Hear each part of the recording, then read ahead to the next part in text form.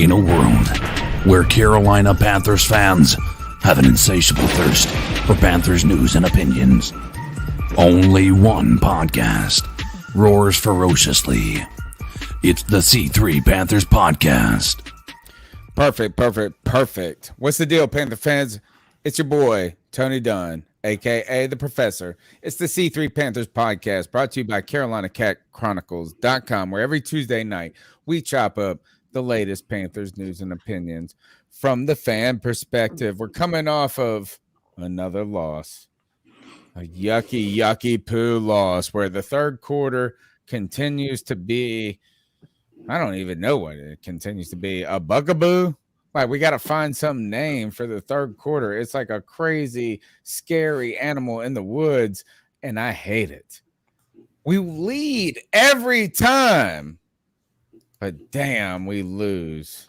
We lost to the Philadelphia Eagles. Anyway, I'm here with my boy, Cody Lashney, my co-host, my partner. I'm trying to get excited. I'm trying to get hyped. Tonight's show is the Brady Bunch, and the Brady Bunch is a bunch of bums on the offensive line, my friend. Yeah, bless you. Listen, we're coming off of a very disappointing loss against the Philadelphia Eagles. We've had some time to let it sit, to be with our emotions, to really observe what we feel this football team to be. And listen, man, we all feel some type of way about it. And that's what Tuesday nights are for. And there's nowhere I'd rather be on a Tuesday night than right here talking to Carolina Panthers, chilling with my dogs on the C3 podcast. And as always, we're going to do it with the most lit fans in all of YouTube. You already know them and love them. It's 10 Tizzy, ATX19, Jorge Marcelo, Panthers 1981, Sideshow Rob, Tim Estes, Triple JJJ, Tony Dunn. Ain't nothing to it but to do it, brother. Let's roll. I ain't doing your laundry, fools. But that guy might be my brother. CK, has it gotten worse or better since the post game? So I was trying to think about, should I be more disappointed, more high? Like after 48 hours, are you up or down even more from where you were? Like, I think there's only one way to go from here, right? It's going up, because like we were so bottom of the level, like bottom of the barrel after that game Sunday, because it hurt worse than it hurt worse than a blowout did, because it was like we had that game, it was ours, and just every possible thing that could go wrong did, and that's tough to experience. But you guys got to keep in mind, the reason I say it's going to get better is we are going to get Christian McCaffrey back, hopefully, and remaining healthy the entire season. We are going to get Stephon Gilmore into the lineup here in a couple of weeks. Like, there are pieces coming to make our team better. The one piece that we need is offensive line, and I don't know that help is on the horizon here, but we'll still be able to battle it out. And I'm just hoping that this team can find a way to put it together. I'm hoping this offensive line finds a way to mesh, because I mentioned it before I got off the post game. We have a murderer's row of teams that we have to face on the back half of the season, and this type of gameplay is not going to give us any shot at a playoff. Greg, aka the Bat Daddy, feelings, emotions trending up or down since Sunday? I'm trying to keep the ship steady, to be honest with you. I'm feeling kind of down, but I'm trying to look optimistically about it. And it's tonight. I know that a lot of people are going to call or have something to say about Sam Darnold, and I get it. He's made some mistakes, but they can throw all these emotional jabs they want to at me. I'm going to hit them with some statistical haymakers, because whether you like it or not, Sam Darnold is still, after this week, a top 10 quarterback. So, tonight's show is the Brady Bunch. You can be a part of it by participating in the chat room, which my boy gave the shouts out to everybody. And you can call into the show at 252-228-5098.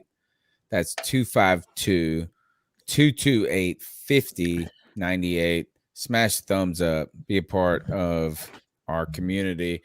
Cody, I gotta say my personal opinion is trending down. Down.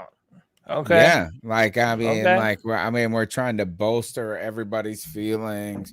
We're trying to make us all feel good. I don't want to be a signaler of panic either. You know what I'm saying? I don't want to be the person that's like, oh my God, we're gonna die. We're gonna die. Embrace your inner T, baby. It's okay. The sky's not No. falling. That's right. It's not about this. It's I just don't know if look, the problems are the problems. The problems are the problems, and the problem is the offensive line. And yes, is look, you guys, everybody shits on me in the post game, bro. And then 2 days later, they be calling back up and then going, you know what? You were right, homie. Nobody's done that. Everybody does that. Everybody. Nobody. Sam Darnold. Look, Sam Darnold had a bad game. Right. Bad game. He did. And I'm not trying to excuse him. I don't think, look, I think his game was a bad game. I think the offensive line, which had a just as bad or worse game, that's their game.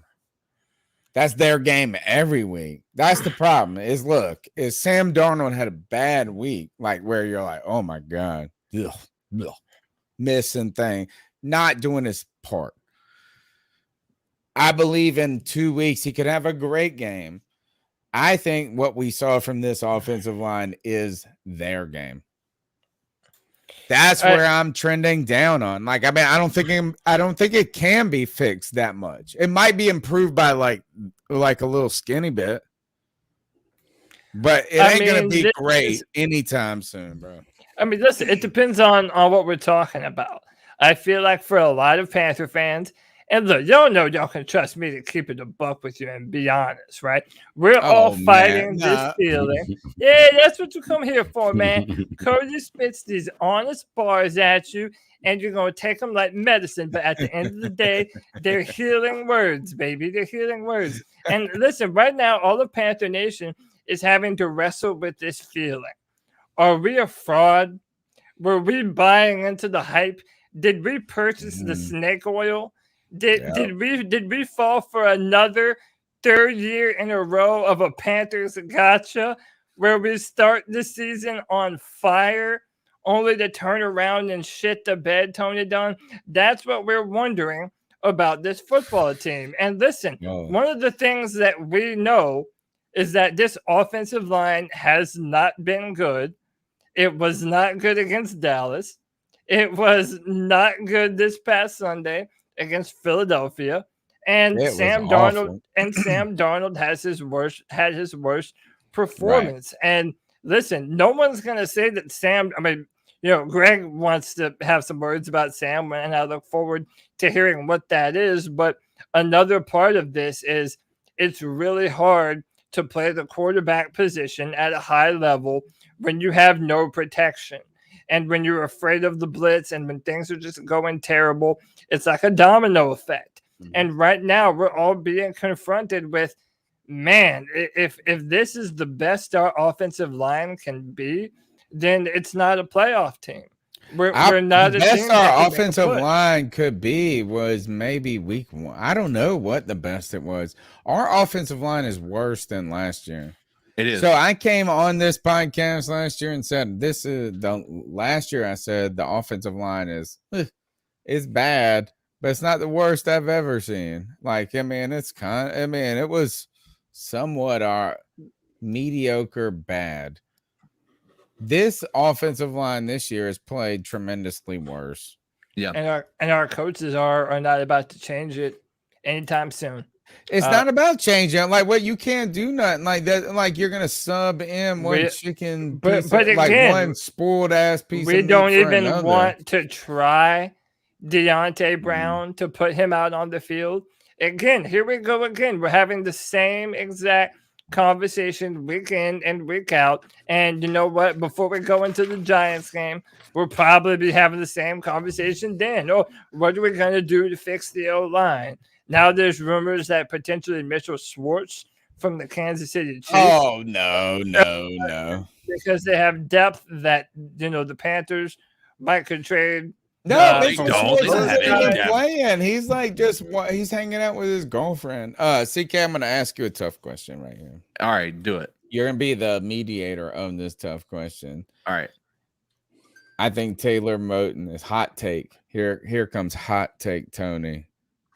I think Taylor Moton has been our best left tackle in like 3 years. Yeah, I agree. And that thing is like even He if you look wasn't at, even good, and yeah, he was average. If you look at PFF, he had 72. He was still our best offensive lineman. Everybody else was literally like PFF graded them. They were awful, and he was graded like, them as third stringers. Like that's what it is. That's the problem. Like, in his first game he ever played, not ever played, but started. He comes out there and he's like the most competent lineman. dude, I mean, y'all. I know. I did. But here's the problem, Cody. Because I Here's the didn't problem, want Cody. Cody's head to explode. The thought with that is like if he can get better, great. But a 92 rated Taylor Moton on the right is way better than a 72 rated Taylor on the left and a 42 Christensen on the right. Good point. You know, that's the part that we need to figure out. If we don't have a replacement for Taylor, which right now Christensen is not showing that yet, which again, he is a rookie. That was his first game playing in a position that he's out of position already. I think personally, you need to bring Moton back to the right and keep and try to put Brady out on the left because I think that makes way more sense. But yes, you're right. He is the best. He was the best offensive lineman, and he wasn't even good in a while.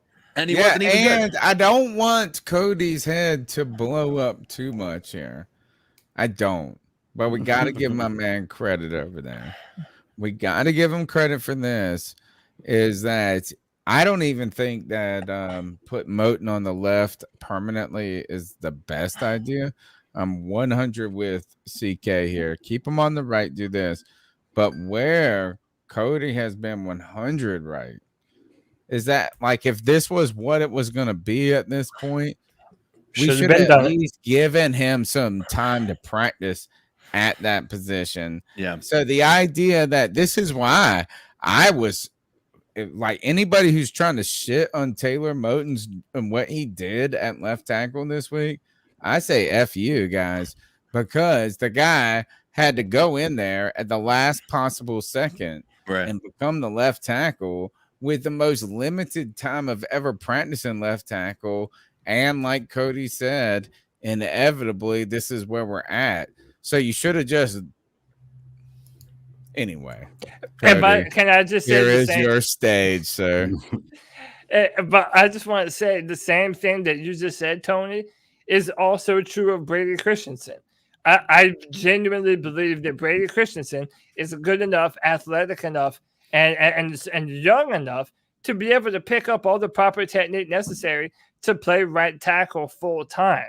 But that's why I wanted to do this before the season even started, so that these growing pains could have happened against, say, the Jets instead of the Philadelphia Eagles or in just practice. The Dallas Cowboys. How about that? Yeah, maybe the growing pains just come in training camp. They need repetition instead of trying them at a guard, trying this and this stupid. And that's why I'm with CK is keep Moton on the right, and maybe we should be trying Christensen at left tackle. And I'm fine with that. I think we need to try. I think every week until you've got it, you need to be trying different positions. Like. That's what we did in 2015. We did that in 2015 and 2014 as well. We did that in 2014 as well. Like if you look at that, the amount of starting offensive line, like the starting lineup was like 60 different lineup combinations we tried. And guess what? In 2015, we had a pretty damn good offensive line with the help of obviously Michael Orr, but still, like we were still in a pretty good position. And I think you need to test these guys out. Then you need to see what's going to be your best combination. Right now, our guards are absolute garbage. Daly, I thought he would be a solid stand-in. He is garbage. He I don't know if you guys watched his how many times pressure came through and how many times he didn't even touch the fucking defender. Like that's a problem, and that can be coached out of him. But this guy's been playing long enough to know that that's not something you do, right? So we need. I do agree that Brady needs to be in there. I do agree that Deontay Brown needs to be in there, but I also agree that they should probably play their most comfortable position, and that is Brady over on the left side. All right, let's go to the stat daddy who's here to tell us how. What are your thoughts 2 days later, and then we're going into our show that we've organized. But tell us, stat daddy, are we right or are we wrong? Is this offensive line atrocious? Yes, it is. Oh, of course it is. Y'all are absolutely right about that. There's no question at all. You got to back up. Cody been saying it for a while, and we've all recognized the offensive line's been bad. I do want to touch on the moving people around until we find the right combo. I don't think it works really that well with offensive line. Like, I get it. We did it in 2015, but has it worked any other time? I mean, like, if anything else you did it and it worked 1 out of 10 times. Would you continue to do it? I don't know if we've ever tried it. Well, I mean, that's kind of what we said we've been doing, though, is just moving pieces around. I think that when pieces, then they can gel together, they do a whole lot better. The problem is we just don't have any talent. I think that's the bottom line. We just don't have talented players. Now I watch them get bull rushed. Now we're talking like moving around parts. Yeah. I feel like if there was a 600-pound rock. You can't make chicken salad out of chicken shit. Right. I think that's honestly our biggest thing. It's not a matter of, the right people. Like, if you move the left guard and the right guard over, they still suck a dick. But the problem here is, like, the to play devil's advocate here, is the pieces that they did move, they moved them into the complete opposite direction they should have been. Yeah. Like, that's Brady. All right. Like, even though Cody has known that, like, I know that his mindset is like he believed this was going to happen because of the way that the coaching staff treated it earlier in the off season, right? He knew that was coming. But I also think that Cody can probably agree that was a stupid decision to put Moton on left tackle and Brady on right tackle, when Brady has mainly played left his entire career, and Moton has only ever played right tackle his entire career, college and high school. Mm-hmm. My honest assessment is I think that both could do both. And I know that's not the answer that people might want to hear, but I think if given enough time, and Taylor Moton knew that he had to dedicate himself to playing left tackle. I've seen other tackles make that transition before. People say, yeah, it's like doing, writing. If you're right-handed, then going to write with your left hand. People make that comparison. I understand. I'm not saying it's an easy thing to do. I think Taylor Moton could do it. To the opposite effect, though, I also think that it's dumb as hell that our coaches have this dumb thing about arm length. And I do think that Brady Christensen at some point should have been given a shot to at least compete at his natural position at left tackle. Mm-hmm. I don't think it's a mistake to play them at those two different spots. Real quick, can I just tell you what my biggest fear going forward is? And I've been consistent in saying it, is that our coaches are too bullheaded, that they have too much of an ego, that even if they did have more than chicken shit to make chicken salad with, that we wouldn't know it because they're burying them behind worse players. And to me, if that's the scenario, that does not speak do you believe that's good of our coaches. Do you really believe that's the case? I'm not going to lie, Tony. I really kind of do. You're starting to get there? Can I play you this clip of all right, let's go. Of Matt Rule? Yeah, let me. So this is Matt Rule. First, this is Matt Rule being asked a question about Deontay Brown, and well, I'll just let you hear it for yourself.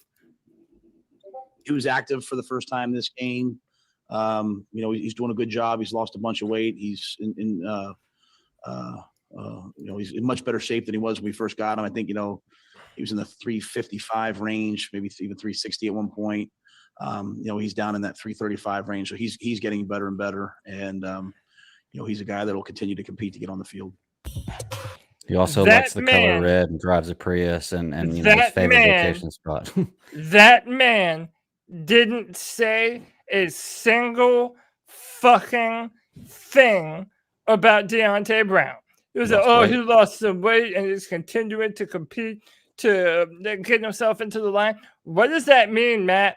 Either tell me that he's not far enough along to actually play the position, and you don't yet trust him there, or play him. But that you're not answering any questions about Deontay Brown at a moment in time when this Panthers offensive interior line is some of the worst that we have ever seen. And that's the only answer that he can give about Deontay Brown when everyone in Panther Nation has been screaming, wanting to see this young man. It's answers like that that really annoy the fuck out of me, Tony. He finds ways to say a bunch without saying anything at all. And if we're giving credit, I'm giving credit to the Bat Daddy. Bat Daddy has been saying that for a long time on the show. And it's just kind of starting to annoy me, man.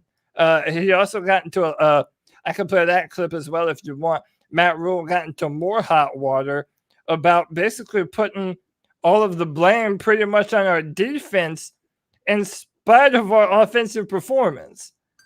Would you like to hear that clip as well? Yeah. Oh, yeah. Roll it. Let's do it. Oh, good old Matt Rule. Or Rat Mule. Rat Mule. So this is what you had to say in reference to our offense and our defense. They're like, hey, defense played well. And, it's 2 weeks in a row now. The defense had a chance to stop the opponent and get the ball back, to go down and score, and we weren't able to do it defensively. So, really, just a disappointing day. I know a lot of questions are going to be about the offense. The defense. So when we come down to it, I don't know. I feel like that's the same thing Ron Rivera did here. He almost knows his offense at this moment. Robby Anderson mad on the sideline. Mm-hmm. The offensive line sucks. What? Darnold had a bad day. People are now talking about, is Brady any good? We can't score in the third quarter. This and that. I feel like that maybe Matt Rule knows that his offense is tender-headed. He can't run the brush through that girl's hair that hard. If you got girls, you know what I'm saying, like or long hair. You got if you there's some people that be crying and stuff because you're running the brush through the hair. They're tender-headed. He knows that his offense is tender-headed right now.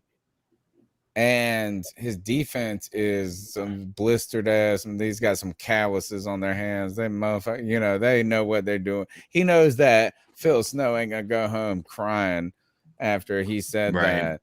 Right. I mean, he threw. Now, the problem though is that it's just blatantly not right to say that. Not at all. Because the defense scored a safety. They should our biggest criticisms about the defense is that they didn't get a touchdown. Instead, they got a safety. Mm-hmm. Oh, assholes. Right. Wait, you threw an interception on the 29-yard line in the first 5 minutes of game or whatever it was. Then we actually did get bailed out. We got bailed out, and it was a good call, I guess. If they threw the interference flag on the very thing, this could have been a 10-10 game while we were up 10-3. Yeah. Right. So I mean, it wasn't just our defense just knocked these mugs out of the park, but our offense straight sucked. They turned the ball over in the beginning. They put the defense in some tough situations. And going into that third quarter again, I felt like defense played very strong. Yep. The offense, maybe. But you don't throw the defense on the bus. And that's what everyone feels. It's the worst problem is not the defense, by a large margin, by the way. It's not even close. Listen, if anybody were to watch that game, here's the thing that's interesting is a lot of people were talking about how if we didn't allow that punt block to happen, and honestly, if you watch that punt block, there's a lot that dude got so lucky. It just felt like everything was falling against the Carolina Panthers. And even if we had punted that away, held them off, and was able to come away with the win. Do you think our attitudes are any different than they are right now? Nope. The offense blew it, man. Yeah. And look, it wasn't just the offensive line. Yes, the offensive line sucked, but Sammy D missed a lot of like maybe 4 or 5 passes that I could point out to you on the tape right away. That was like, nope. Like they were there. He didn't get them. And that's not even me trying to be the cool guy where he's like, he could have thrown that one or this one. Like he threw it wide there. He threw it, he could have thrown more. Like I'm just talking about the ones he straight missed on. Right? Like he missed and like he had his worst day. The offensive line had their worst day. The special teams had their worst day.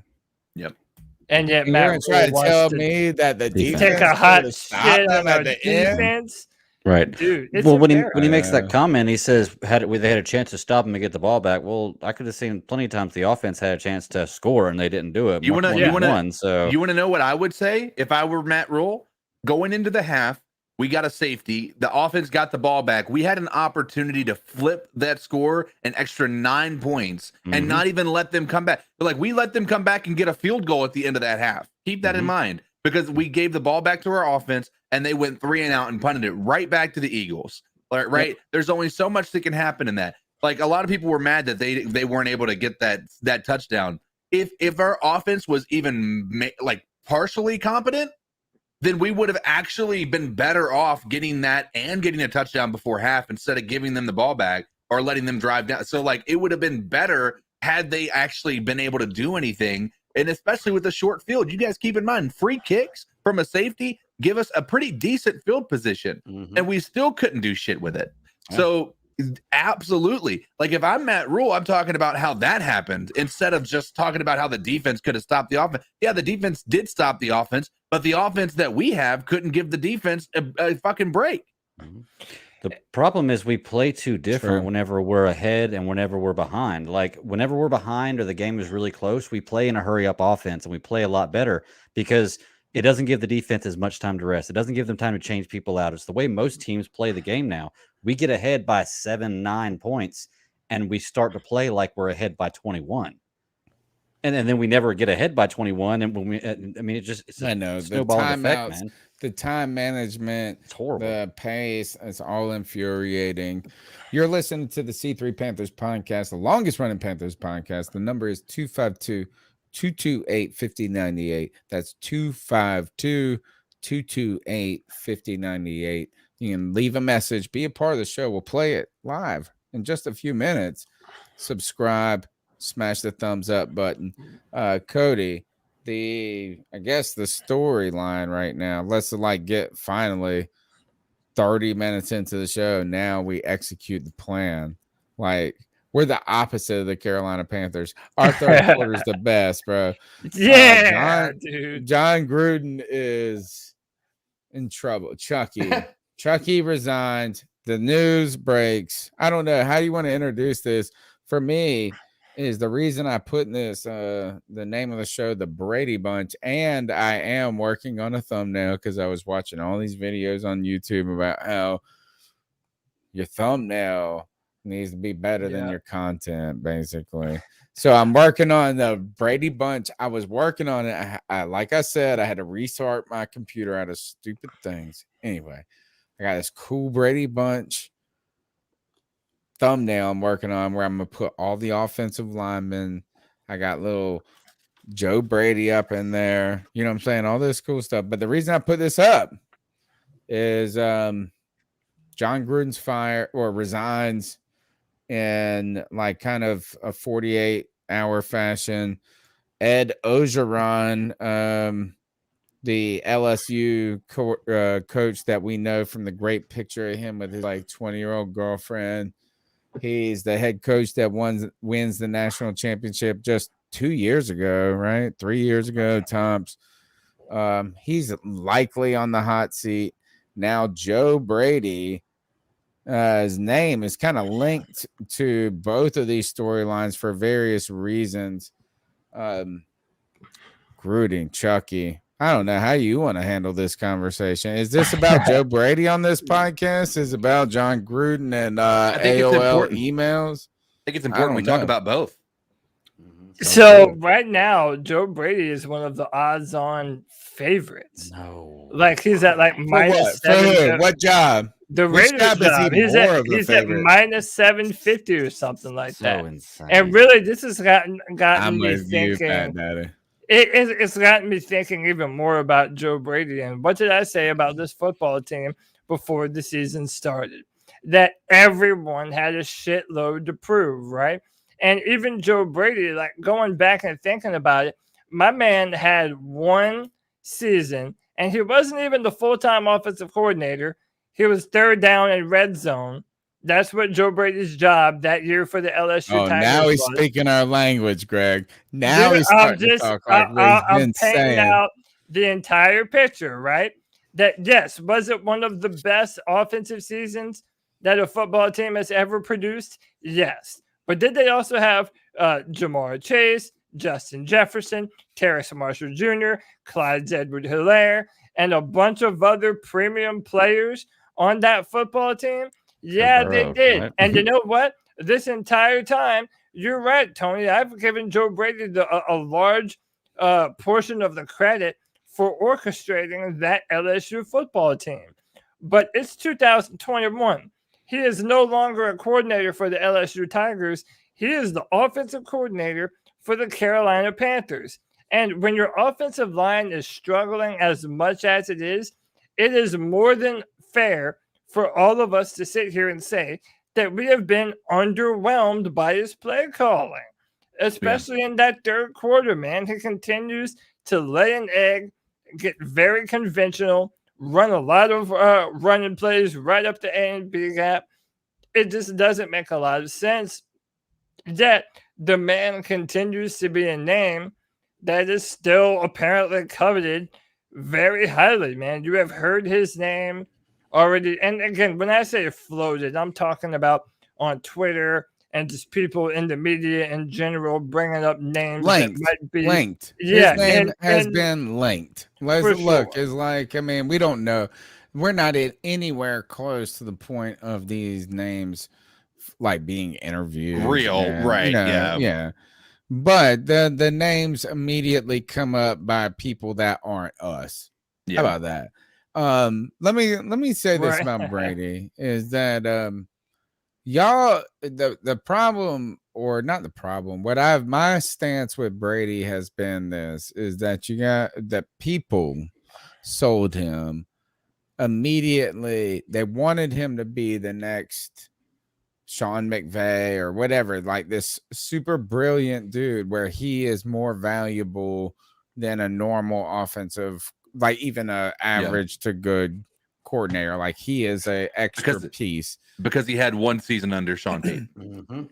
Right. Like they wanted these storylines to exist or to be true.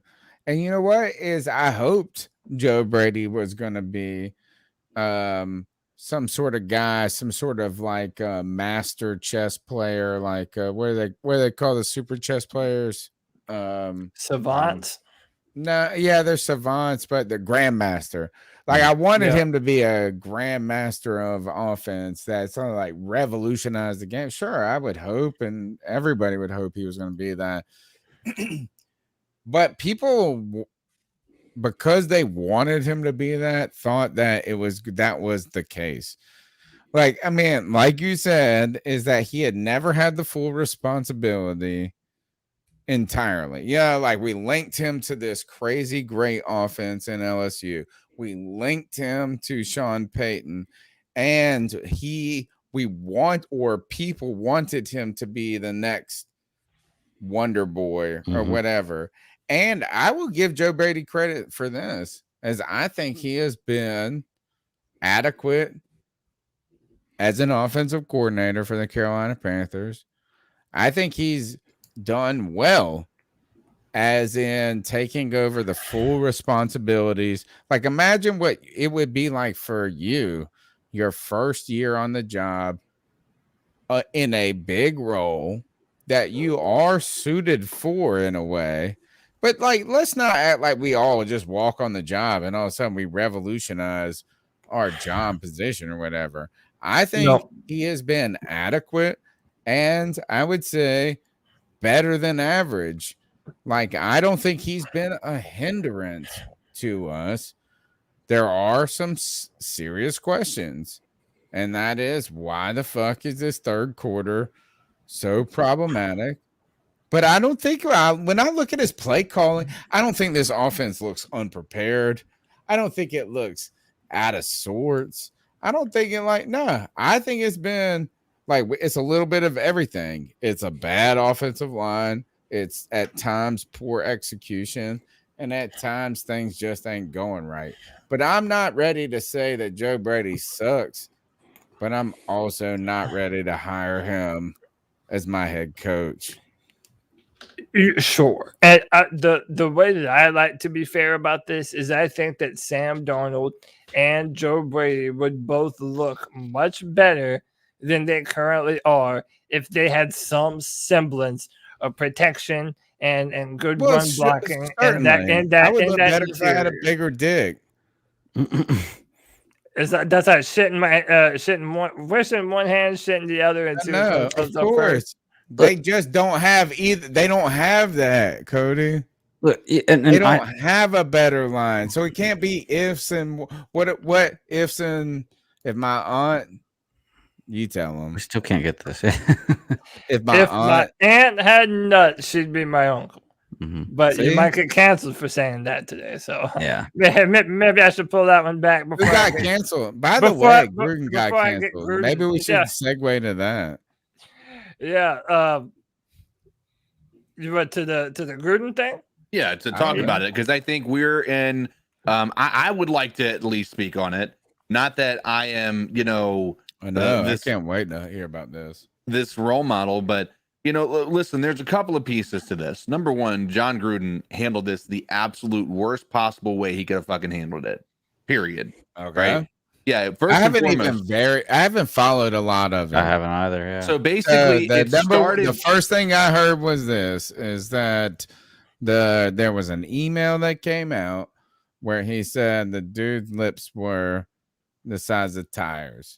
And then he name branded, and Michelin was like, "Don't be talking about us, but talk about us, please." Right. Basically, to put it into perspective, that came out, and it was like I said, it was insensitive. I don't necessarily read that and think inherently racist on that comment. And there were people coming out to defend him, and then John Gruden. You didn't say trope 9,000 times when you read it. Right. I didn't personally feel that way. Was it disrespectful and just in poor taste? Absolutely. And should a coach of even though at that point in time he wasn't a coach, he wasn't employed by the NFL, all of this stuff, period. ESPN. It was ESPN at that time. But the thing is, his email started to be gone through due to something that had nothing to do with this, by the way. Like this, but that your emails are being read. And your first response to this is, I'm not talking about it anymore. I addressed it with my team. I didn't intend that in a racist manner. I'm not racist at all. All this stuff. And he said, I'm not talking about it anymore. Right. Instead of saying, listen, there's going to be some shit that probably come out even more than this on these emails. And I want to be the first to get out in front of it. I want to apologize for that shit. That was 10 years ago. And I was a completely different person. We were in a different world at that point, even though not that different, but it was still slightly different. And that wouldn't have made it any better. It wouldn't have, but it would have made him much less of a fucking asshole. I'll tell you that much. He thought there was only one. First of all, he had one email that came out. He was like, motherfucker, why did I send this shit? No, not one. He didn't remember. No, the first email came out in the news. About the tires. Exactly. It's and he was like, oh God, and think about this is would you remember? Then all of a sudden, 90 emails come out late. It was God, mugs. They had the whole email account, and I forgot about all this crap that it's over 600. And who sends emails like that? It's over 650,000 emails. And by the way, if John not Gruden, of his, Not But his. no, He that must that were have been having like, to do with him that he was a part of.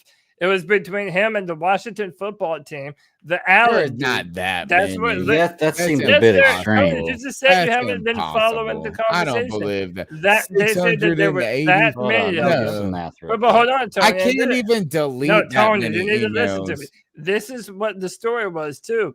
If he hadn't have resigned, they were going to continue to release more and more damning emails of shit that this guy had said.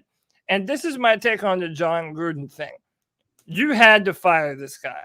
You absolutely had to. And let me tell you why. You're the head coach. You're the leader of men. Okay, it's your job to inspire a football team to go out there and give their all and play in a football game where they're taking 50 plus small car crashes to their head every single time that they play. If your head coach is supposed to be your leader and you have teams in that locker room that are always thinking, well, damn, what is this motherfucker saying about me behind my back? You know, Carl Nassib was Carl Nassib, the guy that came out as gay. He was on the Raiders, and apparently this dude is dropping F-bombs all the time too. Like, it wasn't just in emails. Apparently that this is a part of this guy's vernacular. When you're around him, there was this thing around him, like you were always afraid that whenever John Gruden was not in front of you, that he was saying something behind your back. Slur too. Yeah, and all kinds of shit. Not two people. This is all Not two news, people. man. Features. Dude, if you have to fire someone in that position, or else I'm not that's saying run he should. Look, I rampant think him like a resigning. I cancer think, through your organization. bro, I'll this let you- is a sleight of hand right now. First of all, the 685,000 number is ridiculous. That's Like, 1,780 emails a day. Yeah, If I you don't did it over a even year, that's the delete. 1,780 Look, emails a I day. don't. I have Gmail. I don't delete. Like, if you have a Gmail account, you don't have to delete your email, right? And like, you can go back and look at the trash emails like that. Everybody, like, you get the subscribe, like your what Tractor Supply. Like, so I'm gonna have 9,000 Tractor Supply emails in my my email might have 10,000 in it right now. I've never deleted it. 680,000 is ridiculous. Yeah, 1,700 That's a my day. first That's thing. 74 That's like an too hour. much. So I don't 74 believe emails that. an hour. No, I don't believe that at all. And old Number people two. be sending a Number two fuckload of is emails, bro. I think this is that. Look, I'm not disputing what he said. Wait, I don't even care about what you guys think about it. It almost feels like this is that these emails came out in a investigation about the Washington football team and their culture. And now John Gruden's the guy resigning. Oh, wait a second. The whole investigation was about the Washington football team, all of this. Where they're resigning most. They have. That's all I'm saying is I don't care about John. I mean, like, we can talk about what John Gruden doing this. Sleight of hand. John Gruden, the sacrificial lamb here for all, like, what? Oh, he was, and who sends emails like this? Like, who people really, that are like, over dude, 50 like, years out of old all now? the things, like, we Yeah, talk old shit dudes. about everybody on the internet, right? Like, everybody in the chat room, everybody in this, but like, I feel like, what was his email a Yahoo account? Was it did he AOL messenger these motherfuckers? Like, who emails like this back and forth about, like, oh, it's like my grandpa, which my grandpa's been dead for like 15 years, but like, it's like my grandpa sending nudie pictures to Bruce, what's his name? The guy that was the VP of Washington. Bruce Allen. You know and what's they're funny? next too. Yeah. I don't understand it. Like, I mean, I'm sorry. On, like, it's like, we're kind of list. ridiculous. It's like, oh, your email. Somebody put in the chat room, they were like, maybe you should call Hillary. Again, that was the funniest shit I've seen. Like, right. Here, I heard something that was even funnier. They said, after this, 32 owners called their IT department immediately. Just like, Yeah, it was like Delete everything. purge it, bro. I Purge know. it. All of a sudden, the damn Texans are suing Google. Right. We need to get that shit protected. Do you all right? Do you really believe that this is just Gruden being this crazy shithead? No, I think it's a culture Or thing. You is got to keep this- in mind, like he grew up in the fucking, this is football. It's hard fucking, work. You 3-a-days and all this bullshit. So, it's Tom- ingrained in his personality, I feel like. And I don't necessarily think that he did it with like this intention of like, I'm this like I'm a racist and I'm a homophobe or all this, anything. I don't personally believe that anybody, and there are people, the majority of people are not like that. But I think you and I both know when we were in high school, when we were in middle school, like we all said some stupid shit, every one of us, and we all went along with some stupid shit, every one of us. And like, if we were to go back in time, we were like, yeah, that's not how I really felt. But it was like in the time, everybody was talking like that. And like, it was fun. It was just, talking with the boys and all this stuff. Is it wrong? Absolutely. And should he have been absolutely fired? 100%. I think it was very stupid. Well, to he do that. resigned. Yeah. Right. I mean, he came He out was and gonna get straight fired. resigned. Yeah. And Well, you know Tony, what? He did you- got ahead of this, but I just feel like it's so easy to trash on him because we know his name. Mhm. Like, all right, if we are this upset about what was happening, then we need to be talking about the people who were receiving and responding to these emails as well.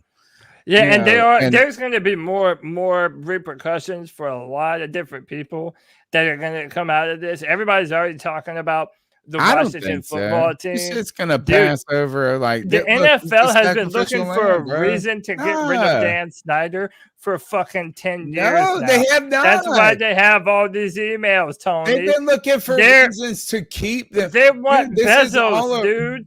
They No. want Jeff Bezos to own an NFL No. team. And if that means finding a bunch of shit about Dan Snyder, they're already doing it, man. That's why these emails were even uncovered to begin with. Jerry the point Richardson being- gave his heart so that these owners could have their black hearts stay in this. You know Right. what I'm saying, Matt? I'm telling you guys, they're trying to, this is going to pass over. It's a I agree with blow you. in the, it's a I fart agree with you. in the wind or Mm-hmm. whatever the analogy is this. John Gruden resigned. This mug wasn't even a coach or in the NFL at the time. He was working for ESPN. Is ESPN doing an internal investigation about their culture right now? Nope. This is John Gruden saying, I'm resigning. I was a little old for this and getting a little fat in the belly. We all saw it. Man, he was the fattest. He's getting real fat on that sideline. And he said, out, I'm out. This is not about them punishing the Washington football team. Mhm. They could have done that earlier. The whole investigation was about the Washington football team. And now John Gruden's the guy that's getting kicked out of the NFL. But dude, he hit a grand slam. He offended gay people, black people, women, and he went out to protest too. Like this dude made sure that all of his fucking cancel bases were 100% covered, dude. Exactly. Listen, but this would be my last thing I'll say about it. I really don't give too much of a fuck about him, to be honest. I think that if you heard Keyshawn Johnson ever talk about him, that dude has been saying for years that Well, he he thinks said John he's a Gruden fraud. is a phony and a fraud and a piece of shit. So I really don't feel bad for Gruden. But the reason we brought it up is to connect it to the Joe Brady talk. And I just, I think that John Gruden is done for his career. No matter what you think about totally. it, that's Totally. 100% John Gruden Yep. is never coming back. And does it open up some opportunities for Joe Brady? I would say no. I don't think he is ready for that. Right. But again, man, deserving. All right, hold on. We're gonna get crazier to the shit Joe has Brady happened. thing. The Yeah. last thing I want to say about Gruden is for the Keyshawn joint, the fraud is it is interesting that his Super Bowl ring, he left his team in Oakland, or what were they? The LA Raiders, the Oakland Raiders, whatever they were at the time. It was like he left the Raiders, then went and took over the Buccaneers, played the Raiders, and it felt like it happened in like the middle of the season too. It was like so strange. It was like the weirdest, but like then he played his old team. He took over Tony Dungy's team. So it's not like John Gruden raised the Buccaneers franchise. Didn't he play him in the Super Bowl that year? Yeah. They played each other. Yeah. Like, I mean, it was like John Gruden went and coached the super team. Like the team was already built, was awesome. Like it was already there. Like he left the Raiders. I think they traded for I was going to Gruden, say, I think he was traded. Yeah, he was a coach that got traded that year. Weird. Yeah, it was just so weird. But it wasn't like Gruden built the franchise up from scratch. Did you guys see where he was removed from the Bucs Ring of Honor? I did hear that. Do you think that's a little? Warren Sapp is trending because he's had all these different charges of domestic violence and prostitution and sexual assault. Thing. Do you remember? And he's still in the Ring of Honor for the girls at the NFL. He worked at NFL Network. Yeah, and he bought them like all vibrator. And he's like, "Here, I bought you a gift," and it was like a vibrator. Dude, everybody's hypocrites when it benefits them, man. Yeah. But listen, before we go any further, listen, CK, you already know this, man. Our chat room has a very specific kind of fetish, and we aim to please over here at the C3 podcast. So why don't you give them smooth windpipes you got, brother? Subscriber shame, mother. He brought something different this week. 107 people watching. 51 people have hit the thumbs up. Hit the thumbs up button, man. If you love what we're saying, if you hate what we're saying, hit the thumbs down, man. Just interact with the podcast, man. We're continuing to pump out this Panther content. We hope you enjoy it. Hit the like and subscribe. Hit the notification bell for every single time we go live. Hey, man. Sometimes we got to spread that subscriber shame, man. It's free. It's just free. Hit the thumbs up button. Comment, subscribe. We've been crushing subscribers, at least in my mind. I try not to look at other people's channels. I try not to look at like crazy YouTube. Is that we just each and every week for the last 9 years. 9 years, I think, 2013. Every Tuesday night, get up here and chop up the latest Panthers news and opinions. We're trying to build a community of friends and people. And you know what? Is half the people in this chat room and on this podcast have barely met in person. But they are some of my best friends. We're building that community every Tuesday night. Cody, what else do we got to talk about before we get in the cat calls? Don't worry. You can be a part of the show. You can smash the thumbs up button. It's free. Again, I'll shame you.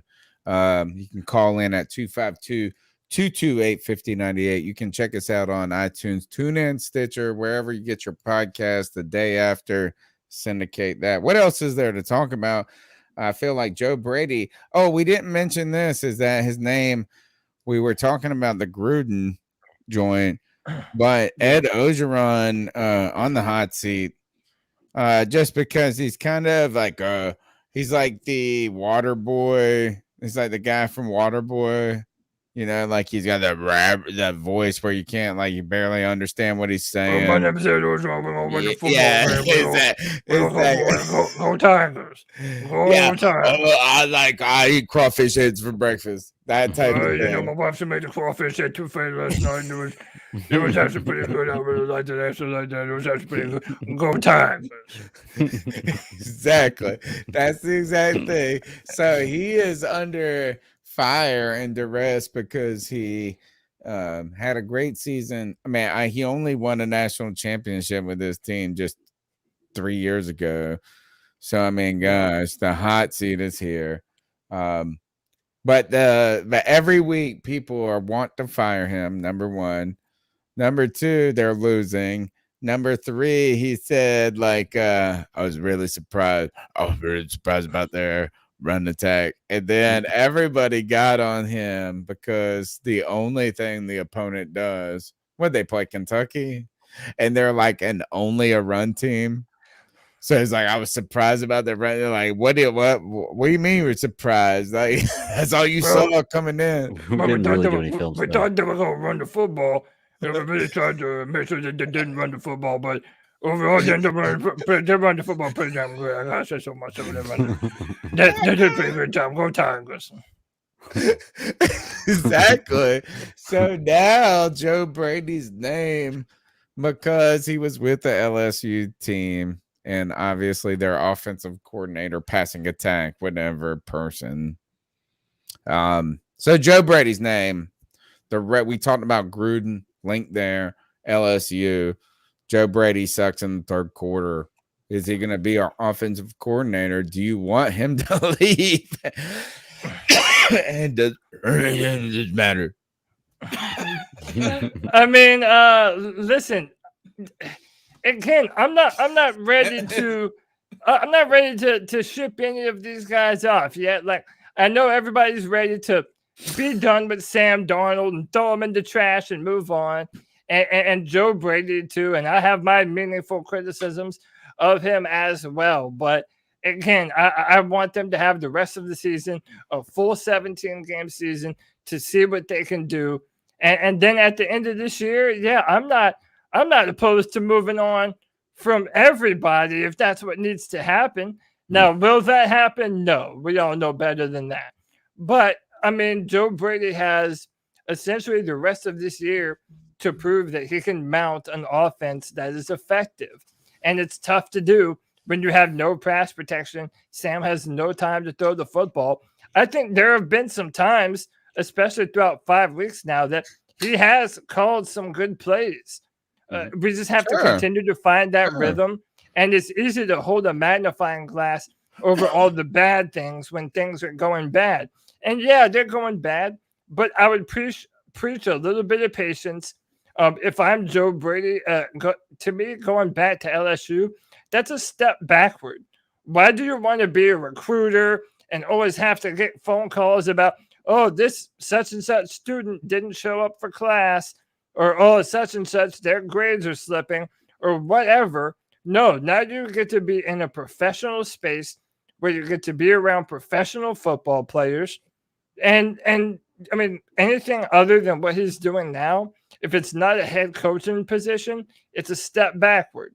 So right now, he's in a good spot, man. You're young, stay here, hone your craft, get better, and then figure this shit out. But right now, he doesn't need to be in conversation for anything other than being the offensive coordinator of the Panthers this week against Minnesota.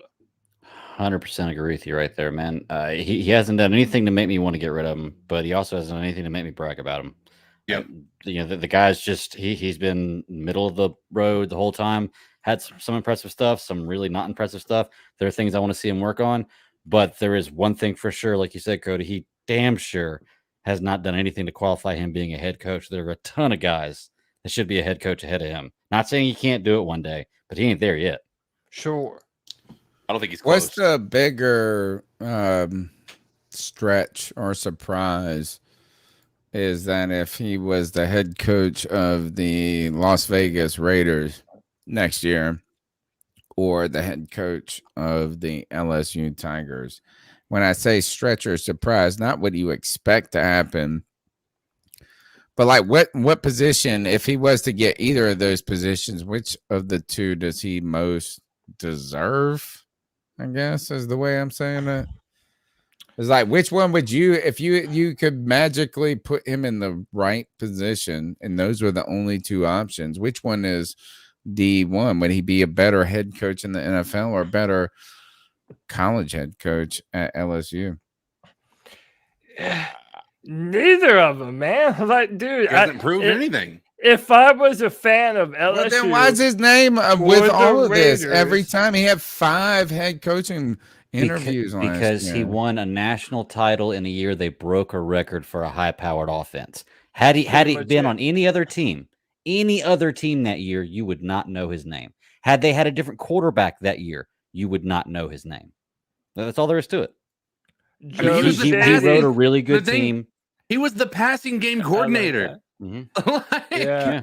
I mean, Yeah. that's the funny thing about it. Like, I was even ecstatic when he came, because I think not only did the media, but I think everybody that, even the LSU Tigers overplayed what Brady did for them. Like, he was an offensive coordinator. Like, he wasn't the coordinator, he was the passing game coordinator. He basically skipped about 17 different job positions and got an offensive coordinator. Like, he should have he missed, like, he basically got accelerated very quick. And we can, and everybody in the chat has said this multiple times, we can give Joe Burrow a big high five for doing this. Yeah.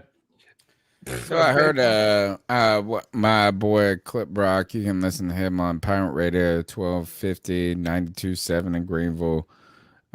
He's a Redskins fan, and they've been talking about the Gruden stuff, the Washington. He's all this. Or I said Redskins fan. He's a Washington football team fan, and he hates what's the guy, the Bruce Arians? No, Washington football team, the guy that's with the Gruden mess. Bruce Allen? Bruce Allen.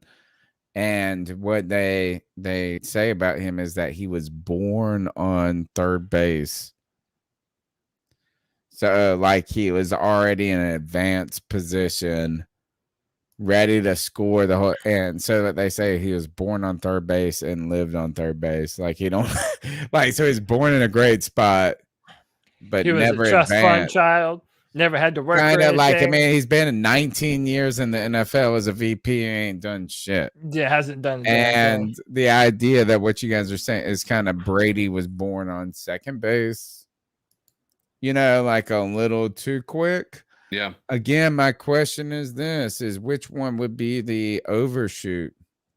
If he was announced as the head coach for the Las Vegas Raiders next year, or the LSU Tigers, which one would you be more like is the overshoot? The Raiders, obviously. The Raiders, yeah, just because it's a Wow. professional football team. At least him being 31, 32, you can kind of see him coaching younger college athletes. Again, I wouldn't want to do that, man. People don't I realize think coaching in the NFL would be easier than coaching college. I disagree. in some swear. facets, yeah, I agree with you, Tony. Just because you have to deal with a lot of bullshit. One, you're always recruiting. Part of being a good head Right. coach, It's all about the recruit game especially and at a how power- good is your school at the recruit game. 100%. Is that we're So- talking about the Carolina Panthers not being a great free agent destination, right? It's like, oh, people don't want to come here because their car dealership ads don't pay as much. And then Cody's over there going, we got the best schools. We got Charlotte's a great place to live. This type of stuff. It Yeah, is, man. that's all you got to worry about. But if we're trying to do a school versus school, you know what I'm saying? Like, Yeah, you have to recruit, man. You have to recruit. You have to out-recruit SEC football. you don't recruit teams. in the NFL. You have to recruit. No, but I'm saying in college. That's if right. you're the I head- agree. yeah. I'm with you. I think If you're the head coach, like someone made this point, and I forget who it was in context to like the difference between Urban Meyer and Matt Rule. When you're the head coach at Ohio State, you are always in the living room of some high school prospect trying to convince them to come to Ohio State. Whereas, yeah, Matt Rule had to do that kind of stuff, but never to the level of like a Power 5 program like an Ohio State. And Joe he Brady was always selling his personality in those True, but- living rooms, right? Like he Yeah. doesn't. That's not a burden you have. and in Joe a Brady sense. has none of that to stand on yet. And right. You're right. Is that I think it would be easier for him to just mentally try to dominate the NFL than it would be. All right. So Urban Meyer in all the trouble, another coach in trouble for all this crap, whatever. But what the thing about that I heard about Urban Meyer is like when he walked into the living room with the family, and he had his little entourage. There's like this aura that came in. And so the fan, like, you're already like, oh, it's Coach Urban Meyer. I want to be with this guy. Yeah. Right. In the NFL, you don't get that. You know, like the Urban Meyer aura is not as cool. It doesn't actually is non-existent. It's not even an aura. Like we're actually like this. I make more money than you, motherfucker. So you sit down in my beautiful ass chair. Right.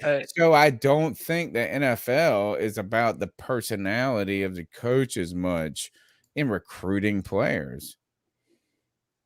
So if Joe Brady is a mastermind, if he is the brilliant person, it would, I think, would be easier for him to succeed in the NFL than it would for him to go to college and all of a sudden try to be like this. Like what? I'm the smart coach. I'm the young smart coach that you want to come play for. Yeah, our facilities are dope as fuck. Ohio is dope as fuck too. Yeah. Baton Rouge, Louisiana. Recruiting is tough. And you know what is recruiting at LSU is easy as fuck. So I don't want to hear nothing about that either. So I will say that why don't you come and be the head coach at ECU and see what happens? Go sit in that living room and be like this. I'm an offensive genius, motherfucker. And then we got this busted ass facility where nobody shows up. Pretty much. Yeah. And that's why Matt Rule is actually in a good position. But again, here we are. Matt Rule did it with the busted ass facilities. Yeah, he did it at Baylor, which I guess Baylor is kind of a big school. No, they had like 20 scholarships revoked from them because the coach. Yeah, their coach was. He was like giving out hookers and recruiting. What else do you gotta do? That's what you do in college. To come to Baylor. That's why Urban Meyer's over there going, I don't know what to do in Jacksonville, bro. Like, I thought we were going to be way better than this. Anything more you want to add to the Joe Brady thing? No. What else we got? So this man, I have to look this again. Is great news. 6'7". It's something like Augustus. No, it's Austin. Austin Pleasant. 6'7", 328 pounds, previously from the Jacksonville Jaguars. And does this mean anything? Because to me, what's this his is name? Hey, and you didn't even tell us who he is and yes, what I he did. is. Austin Pleasance. But who is he? Like what? He's what a guard. He's a guard. And why are we talking about? He had been on our practice squad, and he is now. He has been signed to our practice squad. He's 6'7", 238 pounds. The reason I bring this up is right now it looks as though the Panthers are just trying to do anything to stop the hemorrhaging on our offensive line. They see all the stats that everybody reposts, and they know the analytics and the data that their offensive line is absolute trash right now. So they're going to try and bring in another body to throw in there to hope that they can compete. But again, man, play Deontay fucking Brown. I'm tired of being nice about this shit, dude. Play the big, badass motherfucker from Alabama that you drafted for this very reason. It's so infuriating that we're still talking about this, dude.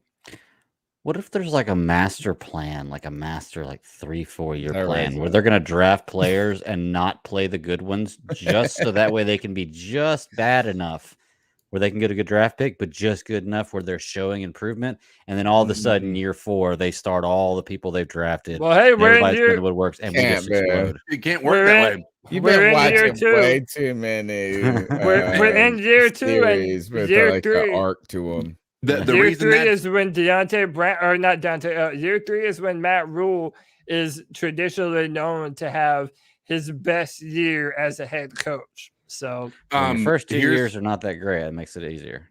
So like not just his best year, but like it's progressively good, and he turns his team into a contender. But the part is we're also trading away picks for 1-year players like Stephon Gilmore. Like, I mean, it's not like I would agree with that mindset if that trade didn't happen, which is telling me right now that there is no master plan beyond win today. No, the Gilmore trade's going to get us moving up. All right, the Gilmore trade actually works into the master plan because if we do not re-sign him, Oh yeah, I forgot we about get that. a The fifth round compensatory pick. So we traded a 6th round to get him. We can either keep him, then we lose a 6th round, or we could not re-sign him this year. We just rent him for a year. And then we get a 5th round pick. So we actually master plan up. Yeah, you're right. The I problem forgot with about the that part. master plan thing is that it's not true. There is not this crazy master plan when it comes to the offensive line. If it is a master plan, the offensive line master plan is that it's always written in a different language and nobody understands it. It's written in some alien sucks. language, and we Yeah, lost the cipher. it's like this it's like the offensive line plan is it's unintelligible. It's written in Elvish. Yes, it's unintelligible, written in Elvish, and the other thing to add to that, to why there's no master plan, is there's only one pick in like the first 138 picks next year, right? So you get a first Our draft round show is pick, going to be a and then little boring. You don't, the draft show is going to be dope because it's only the first night. Yeah, but it'll be the only pick. There will be nobody asking, are you guys going to do a second night of the draft show? Nah. Nope. Hey, I'm calling it right now.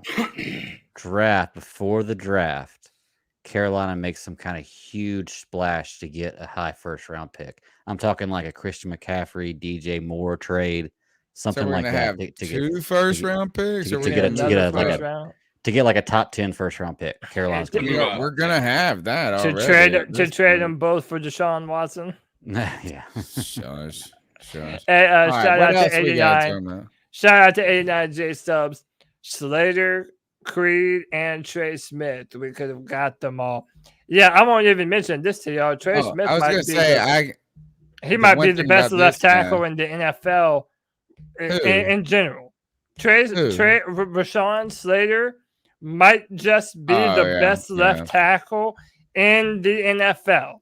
Not the best rookie. 5 games. Boom. Did you see what he did to Myles Garrett? Go watch. Go watch what he's done to every pass rusher. Did you see what he did to Chase Young?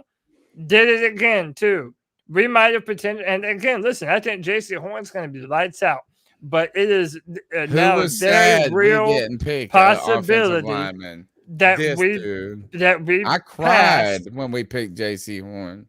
We're in such bad need of a left tackle, and it's a very real potential that we passed a left guard, what could potentially be the best left tackle in the NFL. Well, look at it like this, man. We could have drafted, because we picked up Henderson and Gilmore now, okay?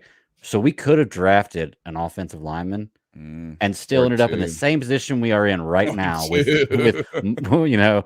J.C. Horn with a broken foot and Gilmore and C.J. Henderson back there. Like, could have been the exact same position. So on Wednesdays, we drop this show called Debate My Take, where Cody Lashley and myself go head to head on a series of topics. And last week we did, in retrospect, like where we're at, Slater or Horn. Tough conversation to have, especially when you see our live emotion on the draft show. Every year we get together, we hang out live in the first round of the draft. And every year that we do that, Tony Dunn will freak out at whatever pick we make, whether it's the best pick or the worst pick. I freak out. And I freaked out because we didn't pick an offensive lineman or Justin Fields in this one. And it wasn't a referendum on J.C. Horn at all. Like, it had nothing to do with him as a player. But Rashawn Slater was there, and our offensive line continues to be forsakenly and unintelligibly awful. So What else we got to talk about before we move on to the cat calls? Oh man, the biggest thing that we have to talk about is Return of the Mac. Return of the Mac. Is it happening? Return of the Mac. You know I'd be back. Let me stop. Christian McCaffrey is set to come back. We don't know. He's listed as questionable right now, but everybody's pretty much assured. Christian himself or Matt Rule's talking how he's going to potentially be playing against the Minnesota Vikings. And yeah, man, I'm just listen. I thought that it was criminal that our offense depended so much on Christian McCaffrey. But, dude, especially knowing the last two games that we just went through, I'm just happy to have him back, man. I'm ready for Christian to come back. I think our offense, it really does run through Christian McCaffrey. He opens up so many other things on the football field. And I'm happy to have him back, man. My question to everyone is, what are your expectations for him? Do you think that now that we've seen a good amount of Chuba Hubbard, that they still try and give Chuba his, fair amount of snaps, try and run him a little bit, or do they kind of lighten Christian McCaffrey's load and ease him into it? What are we thinking? I think it's an equal dose, because when you look at some of the most high-powered offenses, they usually don't have one back, right? They have two. You have Latavius Murray and Alvin Kamara back in the day when he was there, or Ingram and Kamara, or now Pollard and Ezekiel Elliott. You typically have multiple options. And now even with the Vikings, if you guys want to talk about our next opponent, they have Dalvin Cook and what's the guy who's been playing in his stead and has actually been killing it as well. They're going to probably split between those two guys.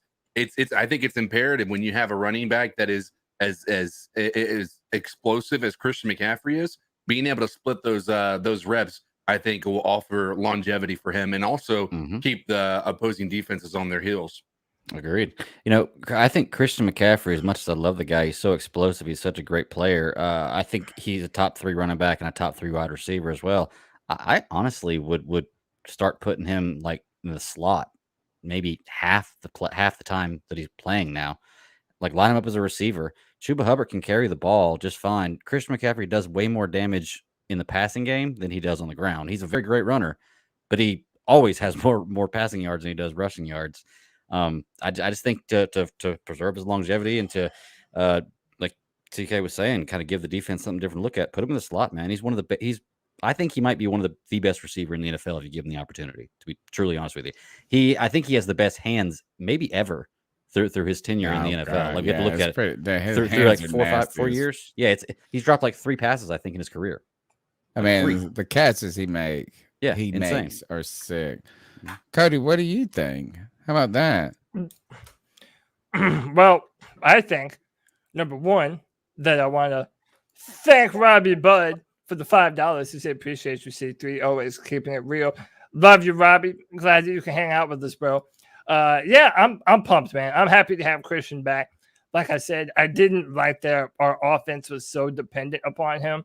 But now I'm just so ready for some kind of offensive production. I'm like, please come back, Christian, dude. I'm ready for this to happen. I'm hoping that he's healthy. I just want to see how long he stays healthy, because that's the question, right? And that's the question that none of us really want to have. We're all hoping that he's not an injury-prone running back like Saquon Barkley has kind of proven himself to be. So, we want to see Christian make a sustained run. And seeing him going back and forth with Dalvin Cook on the other side, yeah, this might be an old-fashioned smash mouth, run the football type of game. And frankly, I'm here for it, man. Take some of the pressure off of Sam and just run the football. Well, go ahead and sit Chuba Hubbard in your fantasy leagues, which I've been starting him. I'm in this crazy dynasty league, so we got to pick people in these late rounds and try to hope that they're going to become something great. I'm on the Super Bowl hangover myself. I won last year because I've had Alvin Kamara for the last 4 years in this keeper league as a 14th round pick. So I've picked Chuba Hubbard as a what they call it, a handcuff or something like that. Like I picked him in the late rounds thinking, all right, maybe he can be this starting back if Christian McCaffrey goes down. And that happened. And you know what? He scored me some points in this fantasy football league. But am I going to put him in a flex? Am I even going to care about this guy for the next 2 years now that Christian McCaffrey is back? Nope.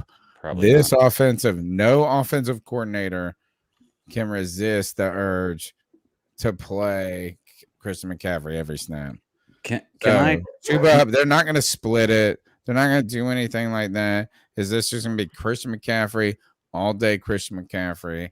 And it's kind of like if you were calling the plays, you would do the same thing. Can I make a bold prediction right here and something that we need to start talking about if this happens? If Christian McCaffrey gets injured again this year, we need to start talking about trading him while he still has supreme value.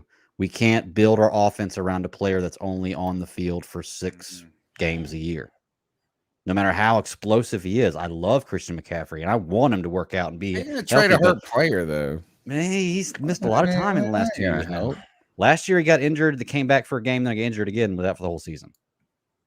He's going to come back. He's going to play 100,000 snaps. I'm just saying. It ain't going to matter because we're going to win 9 games, 8 games. And just enough to get a bad draft maybe pick. even that 7 games. Like, here's the thing is y'all are.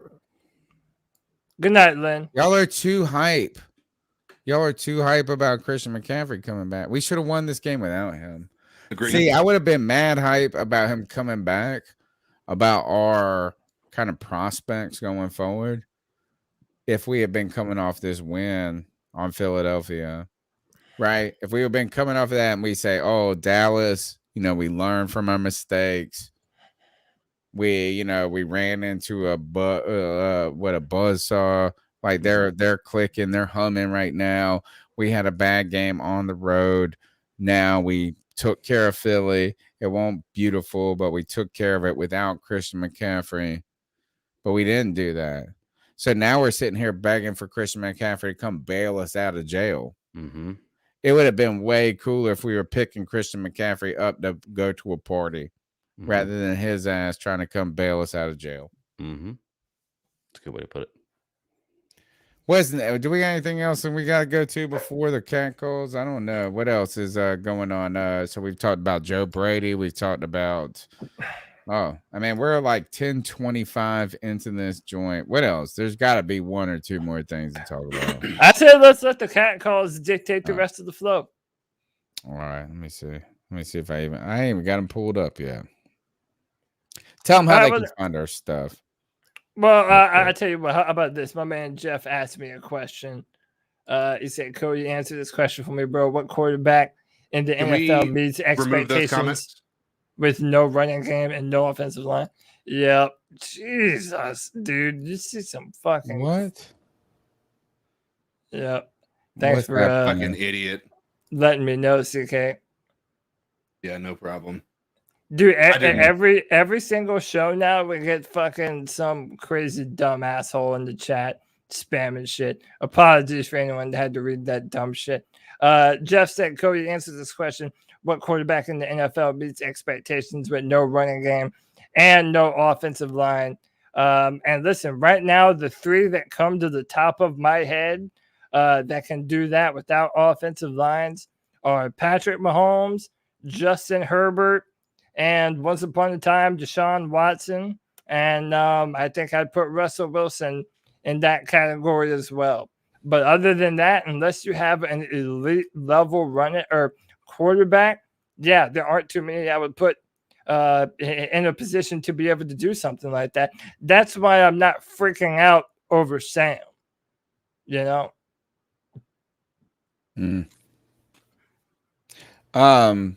Think about this when we get to the calls. Is that how much different would it be if we had Deshaun Watson type thing?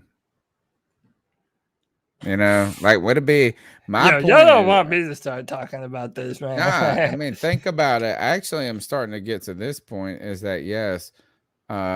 It would be better if we had, in my mind, I think it's Deshaun Watson, kind of like Cam Newton at his prime. You know, it was like some supreme, just superb talent, like what Lamar Jackson did, type thing.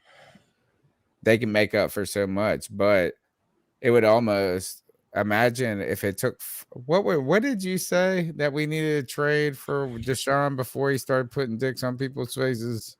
Was it 5 first rounds? Three first round picks and players. It was 3 first round picks and our entire draft next year. Right. It was something ridiculous. And no, that's not what the Texans wanted. They wanted 3. I'm talking about the show you. No, that was for my Trevor Lawrence.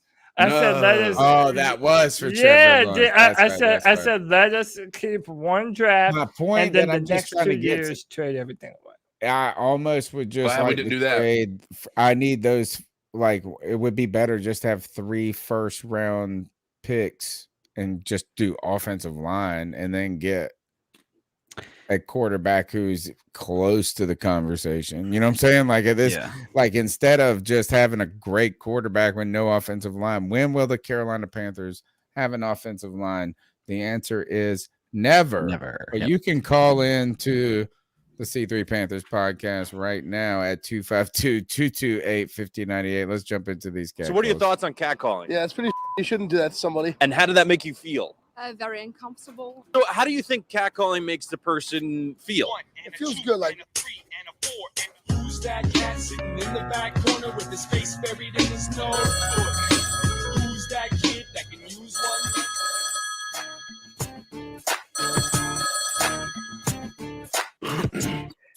Hey guys, a big fan of the show.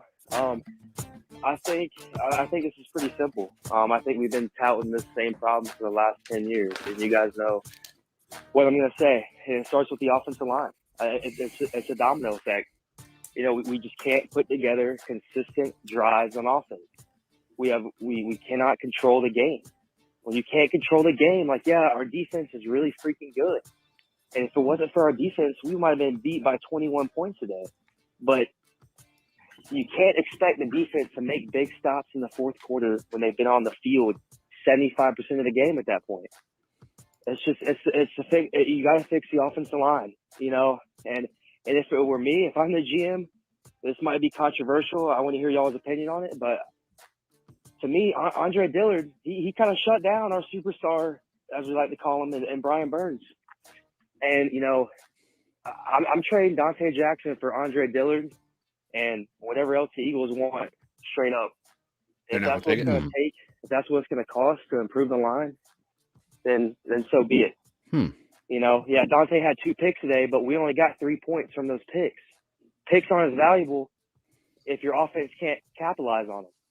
So, trade Dante for Andre Dillard and draft Kenyon Green or Tyler Lindstrom in the first round next year.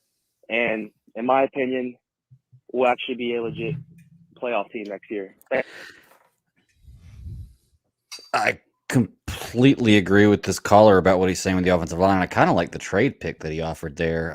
It's an interesting one. I will disagree with the picks aren't valuable if you don't score off them. That's like saying brakes aren't good on a car if you don't have one that goes really fast. The point of the defense is to stop the other team from scoring, not to score itself. So scoring itself is great, but if you stop the other team from scoring on a turnover, that's still great on the defense. But yeah, that's an interesting trade. I don't think they would do it. That's the problem. Look at it from the Eagles' perspective. They just shut down our star wide receivers, regardless of pressure, and they got three interceptions. And if I didn't get a chance. I've basically tried to take a break from the Panthers for the past 2 days, so I haven't went back and watched the tape.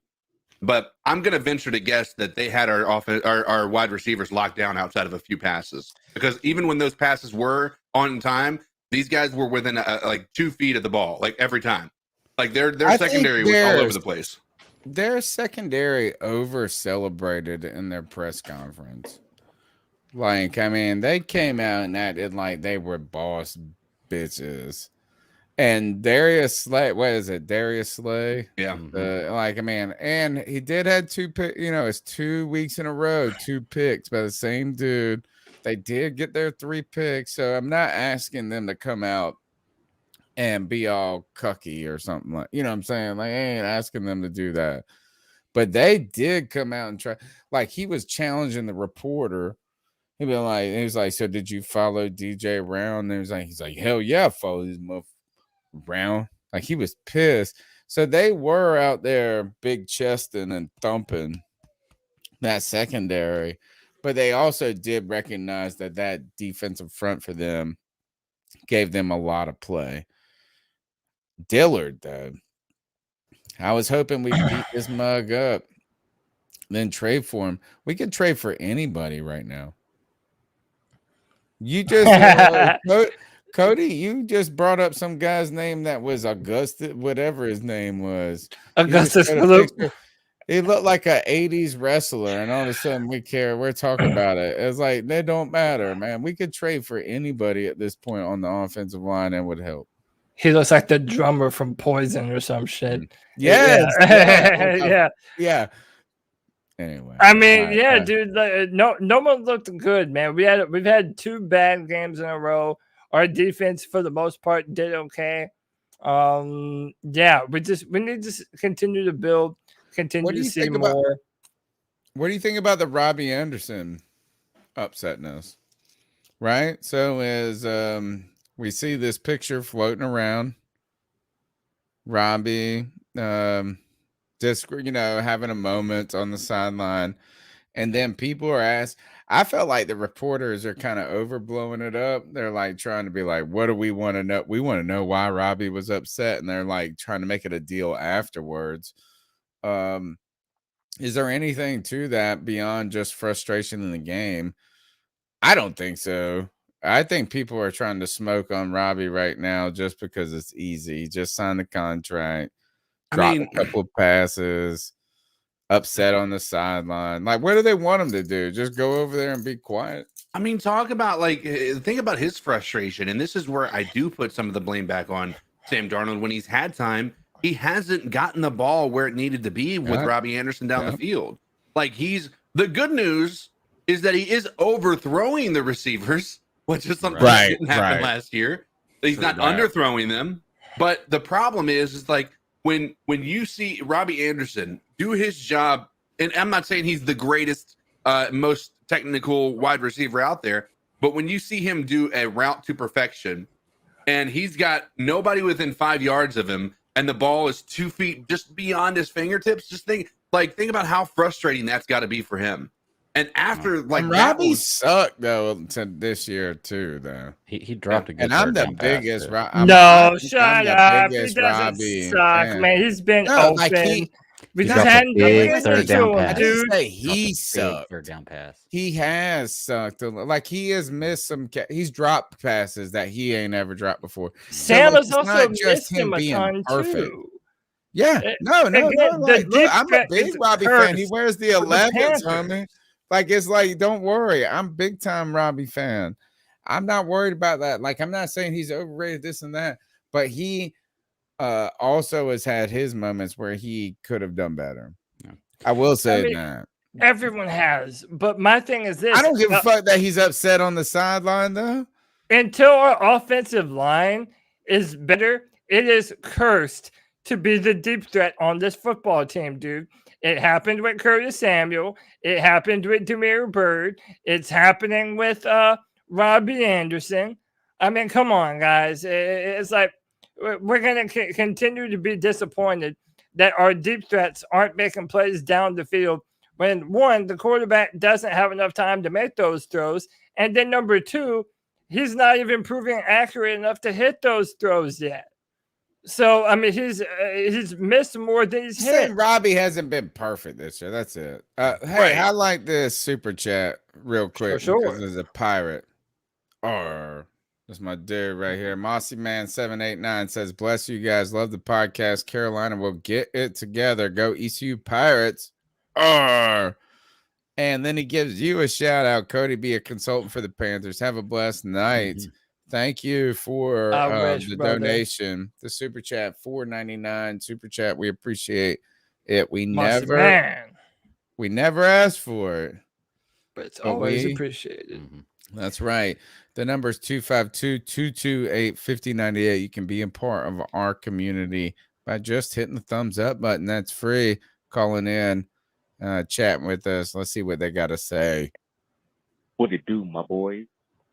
It's your boy Mike. I love what they do.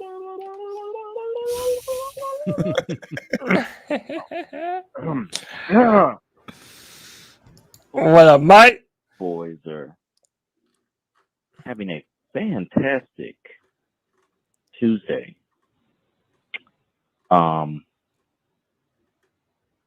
Yeah, so Panther Nation. He used C3 all his Panther energy Nation. on the Supreme. All the Panther Nations out there in the nation. Yeah. Listen, I've been a fan since 2000. I can't call myself the greatest fan, but I tell myself I'm the greatest fan. Okay, All because right. I love this team. All right, since 2000, that year we won the first game against the Vikings. I don't know who else remembers this, but we won that first game against the Vikings and proceeded to lose every single fucking game after that. Then we got George Peppers after 1 in that. 15. All right, it was a record at the time. Yep. 15 straight game loss in the season until the Lions and the Browns took that over, but because they lost all their games. But you know, I've been there at the lowest of lows. Okay, from that season, let's not forget the Clausen era. Okay, I know we all forgot about it, but let's not forget the Clausen era. That was some shit. Okay. Mm-hmm. That was some shit. It had us thinking Matt Yeah. Moore was the answer. It had me thinking Matt Moore was the answer. I was a fucking idiot. Okay, I'll say Don't that feel right bad, now. Mike. So yeah, all you Panthers fans that talk all this shit after 5 games, there's still 12 games left. Okay, I'm looking at you, G baby. All right, looking forward to seeing you on the Friday free fall because I'm gonna be there. Yeah, that's right. Gone. All right, a ninja been busy, but I'm gonna be there. All right, Bring the heat, Mike. Bring that heat, my bro. man Cody up. Oh, speaking of my That's man right. Cody, What up, bro? I got a question, bro. What's up? Question. What's up? What's up? Do you? I don't know. It's still pretty early, but do you see like a bunch of O-line talent coming out next year? Because we're gonna need so it. sad. We're talking All about right. the draft. Because Darnold looking God. bad out there. So I saw Yeah. somebody O-line ask Matt talent look Rule like about the next year, draft. all right? Panther Price, my guy. That's right. Keep pounding. Shout out to the homie Mike. Hey man, he's been a staple on the Friday free for all. Can't wait to have you back, Supreme Later. And listen, man, unfortunately, I cannot answer that question yet. So there comes a point, like right at the end of the season, where I do a deep dive on all the positions. I start looking at all the players, and I just go down the list, and I start trying to find film of every single player that I can. Right now, I really don't know much, if anything, about the 2022 draft. But you already know before draft time, I want to have all of y'all covered, man. I always put out my top players, my top 100 players. I do film breakdowns on college prospects coming into the draft. I did that before the draft this year. I'll be doing it again this year. So, yeah, man, keep it glued to C3 for everything you need to know. We'll be telling you about future draft prospects, current Panther players. Man, we got you covered over here. You always say that wait till week 6 before you start drawing judgments on teams. Like we really start to learn who a team is by week 6. We're going into that game, right? So after this week, according to the Cody Lashney formula, which I subscribe to, like I think I'm ready to call it the C3 formula at this point because I'm all in it. Like I believe it's a good measure. Yeah, thank you, man. So you It's said upon us. this. You said this. We've been talking about this offensive line nonstop. Now there are reporters even asking Matt Rule about the draft next year. Are we at that point, Cody? Like, because I think that this is that I wasn't ready for. I think where I was so hyped about this Carolina Panthers team 2 weeks ago is I felt they were so ahead of schedule. You know, it really felt like all of a sudden, like we're going to be better than I expected. Week 6 here. Are we talking about this team reorienting and finding a way to be a little bit better than we expected, or should we be asking Matt Rule about the draft? And should you maybe Start my accelerate process your early. timeline about this? Start looking at these college dudes. Right? I don't know. Like, I'm putting it on you. Like, you tell me. Yeah, no. Listen, the Panthers are 3-2 right now. We're number 2 in our division. There's a whole fuckload of football left out in front of us. And listen, our destiny is still in our hands, boys. The Panthers have to respond. Every year for the past 3 years, the Panthers fall off of a cliff around this point in their season. And we all know that about them. But the Panthers have a tremendous opportunity in front of them to respond and prove that they are the team that we thought they were to start this season. And that's a really damn good football team. Right now, all options are still open.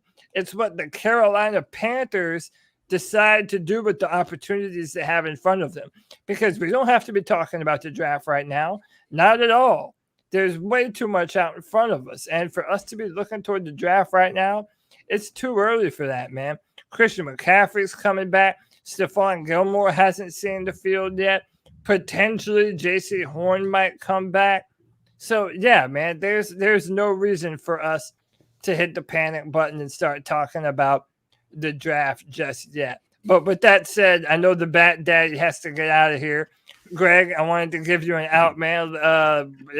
Anything else you want to say? And let the people know where they can find you, man.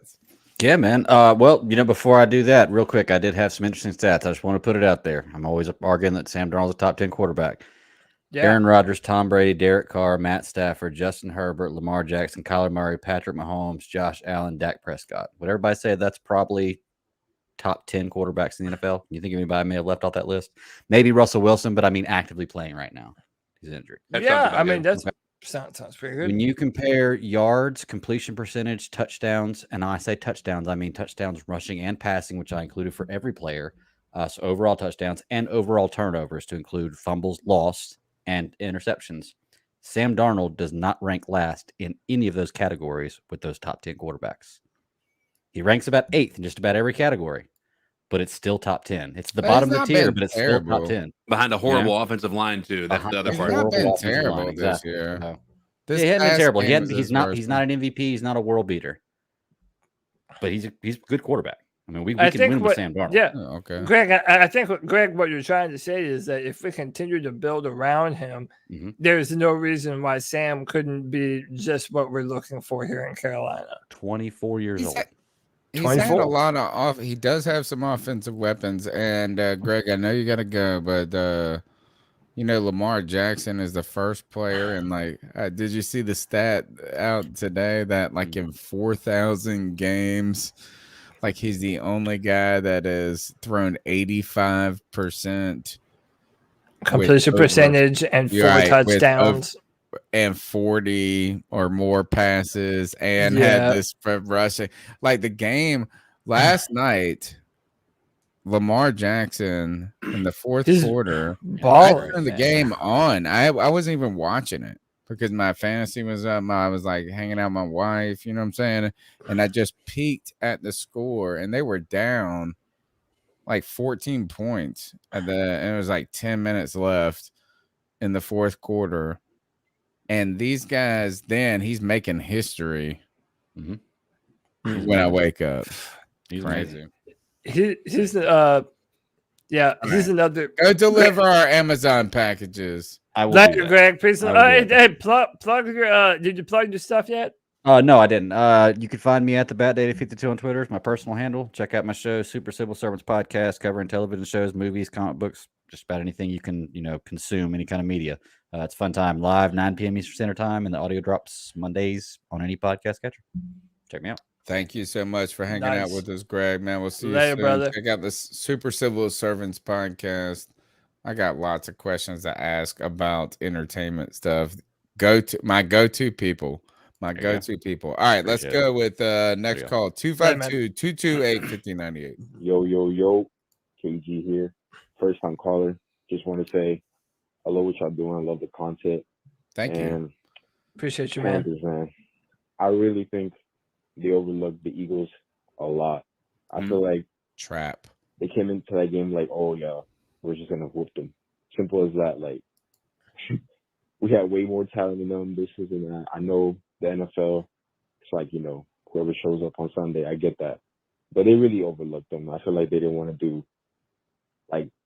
we underestimated their defensive front. They don't want to show what they have because we got the Vikings coming up, and that's a harder game in my opinion. But I feel like this game right here versus the Vikings is gonna show what the Panthers really are. This is the game. If we come out 3-3, I feel like this is even this. I won't say it's over, but playoffs, yeah, I don't know. But yeah, just want to say, like I said, man, keep doing what y'all doing, man. Love the content, and yeah, keep pounding. Thank you so much for the call. Thank you for the call. Thank you for the support. Thank you for subscribing, listening. And I agree. Philadelphia was first of you can't call a trap game after coming off of a loss, right? That's the kind of weird thing to say. We were coming off of, and the caller didn't say that. I've said that though. I described the Philadelphia Eagles game as a trap game, and so my boy was like, "What do you mean it's a trap game? You're coming off a loss." But we did, like the caller said, 100. I think we underestimated the Philadelphia Eagles. I think we underestimated their defensive front four. Right? It's these guys just owned our offensive line, and we weren't ready for it at all. We didn't even have no answers once you're getting beat like a drum. We didn't and I'm not an expert on the film and this and that, but when you look back at it, it was just our 5 offensive linemen against their 4 defensive men, and they beat their defensive front, and they just beat our ass every time. It wasn't like we were sliding this dude over. I will say, and I think Cody, CK, you mentioned this in maybe the post game about us running to the left a lot too. Yeah. How about this? Is that we never run left. Right. We do. There's times we run but that is that like Zoolander? I can't turn left. I know. But we were everything was lined up to the Taylor Moton side. Exactly. We ran left, the Chuba Hubbard runs that were successful were to the left side. And generally, I feel like everything I've always heard and seen for our team, and what Ron Rivera used to say is that run plays go to the right more often.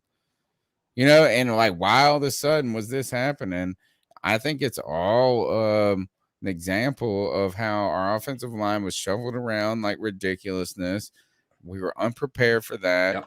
We tried to compensate for it, but the caller is exactly right. I think we underestimated the Philadelphia Eagles, and I think that's why Darius Slay's thumping his chest after the game so much. Listen, he had a great game too, and that guy played a lot of good coverage. They continued to throw his way. There were at times when it felt like Sam Darnold was trying to force feed the ball to DJ Moore just to try and make a play on 2 different occasions, and it was just those are those boneheaded interceptions. And again, when everything starts to break around Sam, that's when he reverts back into that guy that's always trying to make a play, trying to play superhero ball, throwing into a coverage that you shouldn't. So again, the Panthers are not playing complementary football, and a part of that's Joe Brady. Part of that is personnel. We're just not having the proper guys. out there on the field who can do the right things. Our guards are struggling something fierce, and we have to fix it, man. We have to fix it. It's not gonna get fixed, bro. Not with the same players.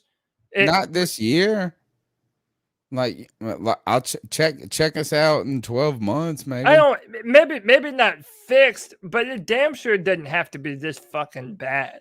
You cannot tell me that it has to be this way. Do you think that there's still a level of like we're not going to show everybody our concepts yet? Like, do you think they looked at our?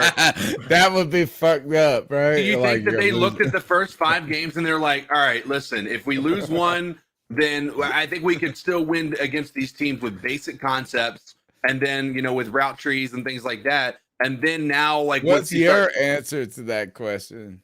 I think it'd be stupid, but what else is the reason that our route trees are so one just singular? You know what I mean?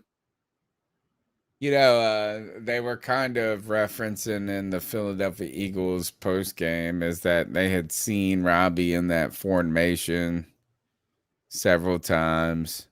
So some people are asking, is there a predictability? I would say this: if we're holding back right now, and we're the league's worst third quarter offense, stupid. Like, come on. Like, then it turns out you're trying to play chess. You thought you were playing checkers, and you were really playing like pickup sticks or something stupid. Like, come on. Yeah, that would be right now. I thought this is that, and I will go to the next goal on this point. That's why I wasn't trying to be that hype about Christian McCaffrey coming back. I wanted to win without Christian McCaffrey. Yeah. So then Christian comes back and we say we're dynamic. But right now, we're playing checkers and we're playing with 2 pieces down, and we're hoping we get a Christian McCaffrey bang. I'm sorry. Yeah. Like, man, God. I believe Christian McCaffrey, transcendent player. Think he's amazing. I think it would be really cool if we pulled one win off without him. And then he comes back, and then all of a sudden I'm saying, you know what? We can make up for the offensive Makes you feel line. a lot better about this team if that were the case. Right now, I don't even give a fuck. Like, he comes back, and it's like only going to be so good. Do you think McCaffrey's on the sideline, like after that comment that the offensive line made, we're not the Carolina Christian McCaffreys? Do you think Christian McCaffrey's on the sideline like, yeah, I think you guys are. Like, turns out you are. Oh, I hope. You know what? I don't think he is, but he should be. Right. All right, next call. Panther Nation C3 podcast. It is your boy Frito Bandito.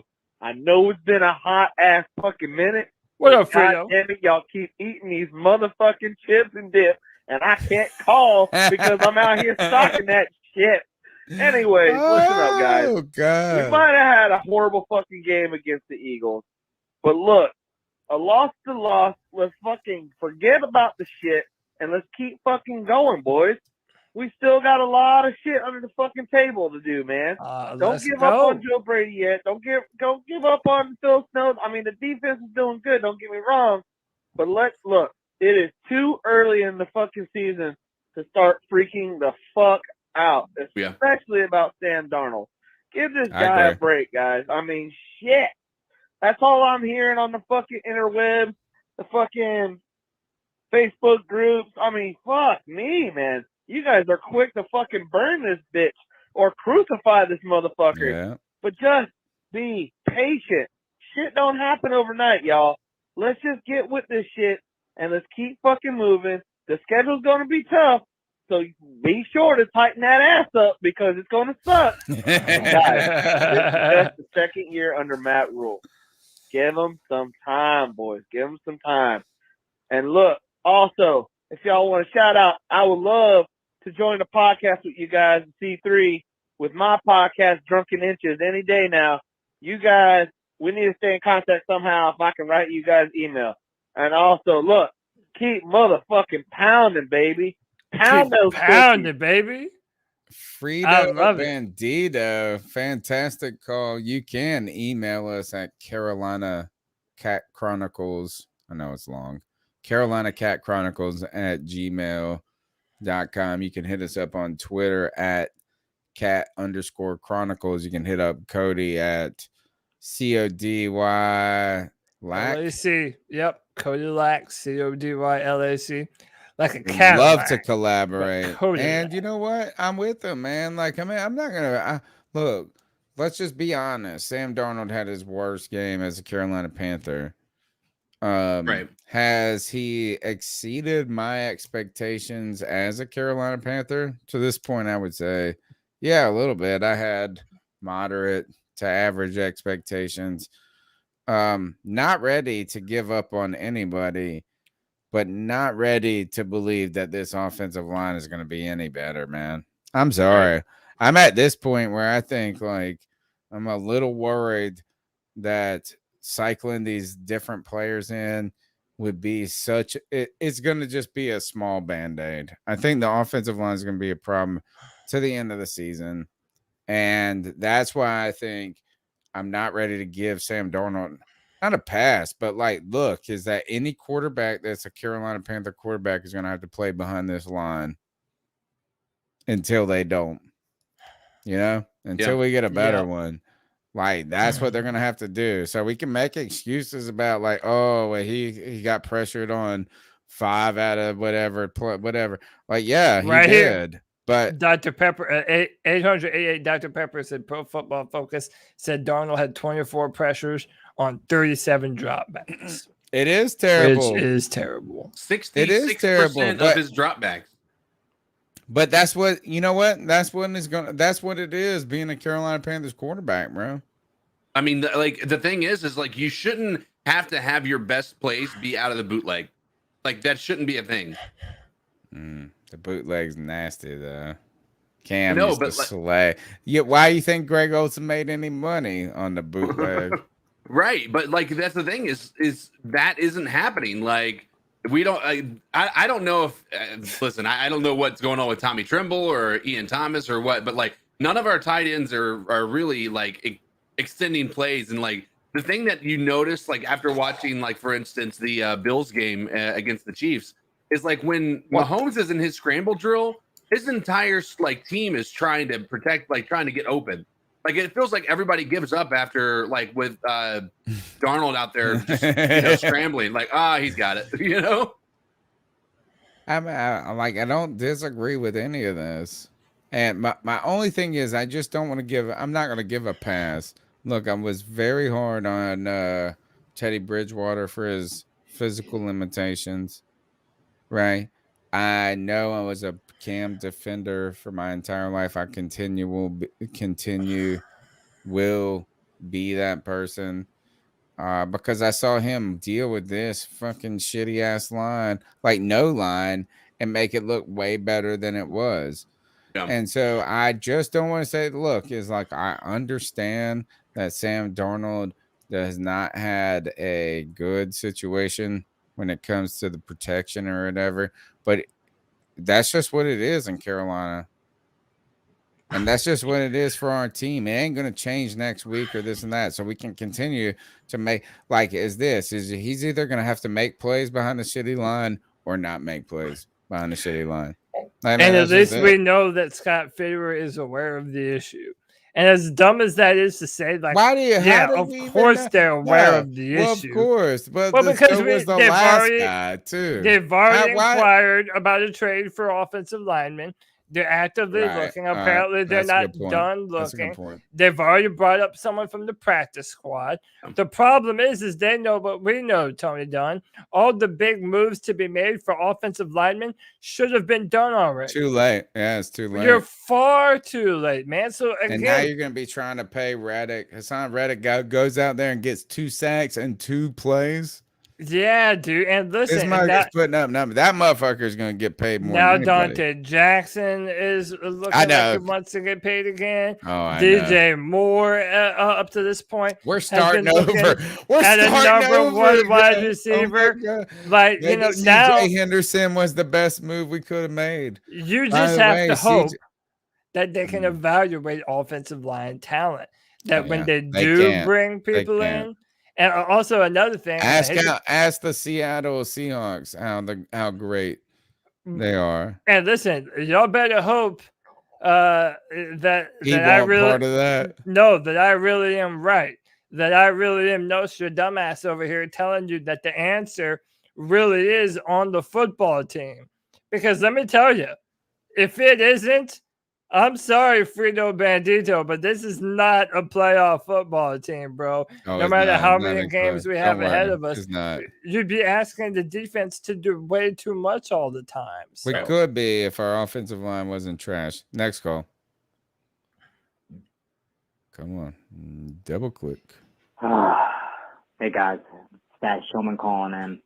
What's up, I'm Matt? finally ready to talk about this loss, as it was one of the most depressing losses I've seen. It reminded me of what we looked like last year, where our team did decent in the first quarter, and I guess the second quarter they did okay. Should have scored instead of that safety though, but can't complain about that.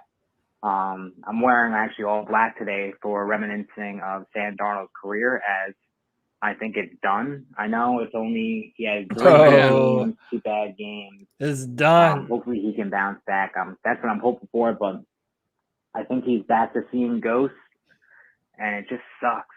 But our defense can't be giving up those runs at the end of the game. We have no edge. I thought about this during each game we had. Every time someone runs the ball to the outside, there's no one there.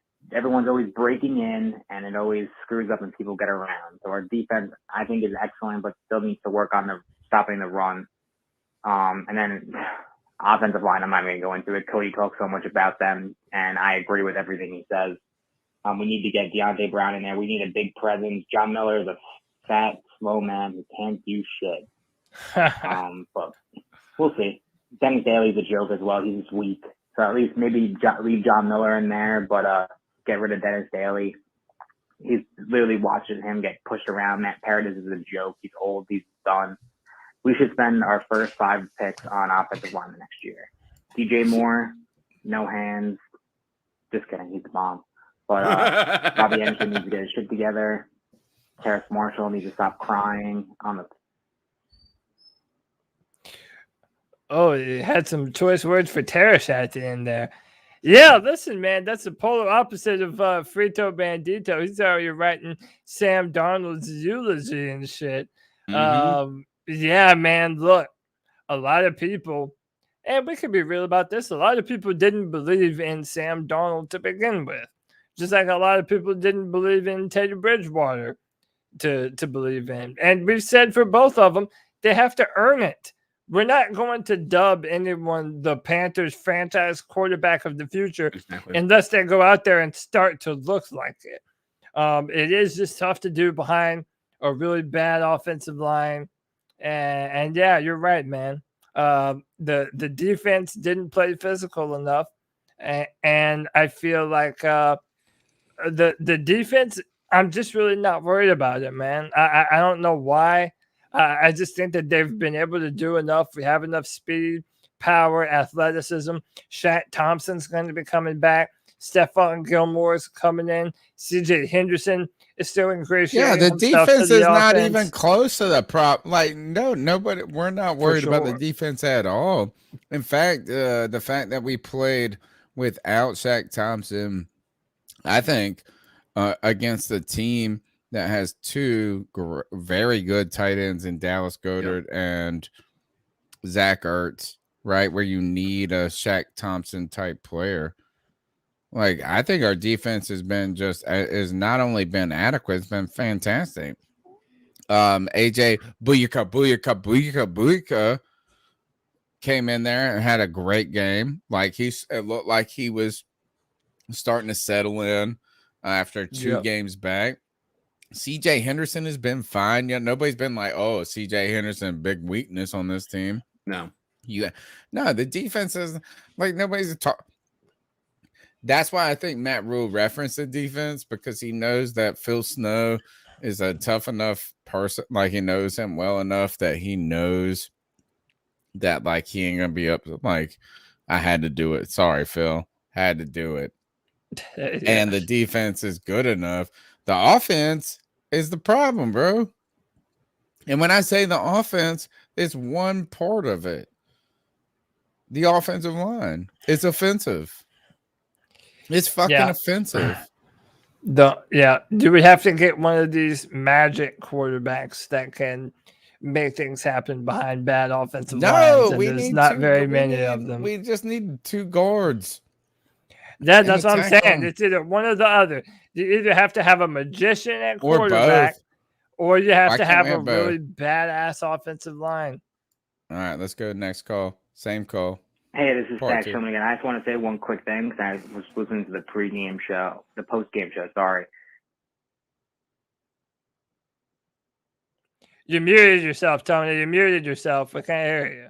Down the field for the touchdown, hold on. because he doesn't know Because how he to was cover. talking junk One about quick me. thing, I was listening to the pregame show, the postgame show, sorry, and I heard Tony hang up on someone for talking smack about Sam Franklin. Well, Sam Franklin was the one who gave up that bomb down the field for the touchdown because he doesn't know how to cover. I agree, Sam Franklin's a great tackler, but when it comes to coverage, he gets... I'm hanging up on you too. Dude. I mean, like, what They're the never hell, gonna man? call back. That's who we're talking junk about. Sam Franklin. Hey, man, he gave up a big touchdown. Why do we even have him out there on that? He gave up a big touchdown. Yeah, he did. Whatever. Yeah. All right, next call. Hanging up on Hey me. guys, this is Marcus, all the way out here from sunny California. What's up, Marcus? And I had a couple hours to mow over this embarrassing loss that Carolina delivered to us as a fan base. And you know, I'm super excited for Stephon Gilmore. Think that's you know, pretty awesome that he comes back home to us and whatever, but our problems aren't on defense. Our problems are all on offense. Sam Darnold looked like dog shit out there. Our offensive line actually looked decent. They obviously sucked. Matt Paradis was the main cause of it. But it was really awesome seeing Christensen out there. I thought he did, you know, fairly well for what he was worth. Tyler Moton out there in the left tackle spot, I thought he did a good job, to say the least. But Sam Darnold just looked like absolute trash. He looked like Sam Darnold from back in New York. Chuba Hubbard looked amazing. I thought Chuba Hubbard looked fantastic and definitely a very great backup for whenever, if we ever get back Christian McCaffrey. But honestly, I don't think that even having Christian McCaffrey in there today would have made the difference, because our offense is fucking dog shit. I can't believe our defense could play so well, turn over the ball, get fumble and an interception on back-to-back plays, and have nothing to show for it. It's embarrassing. Irritating. And then that safety, we had a chance to go up by 7. And instead we get away with just 2.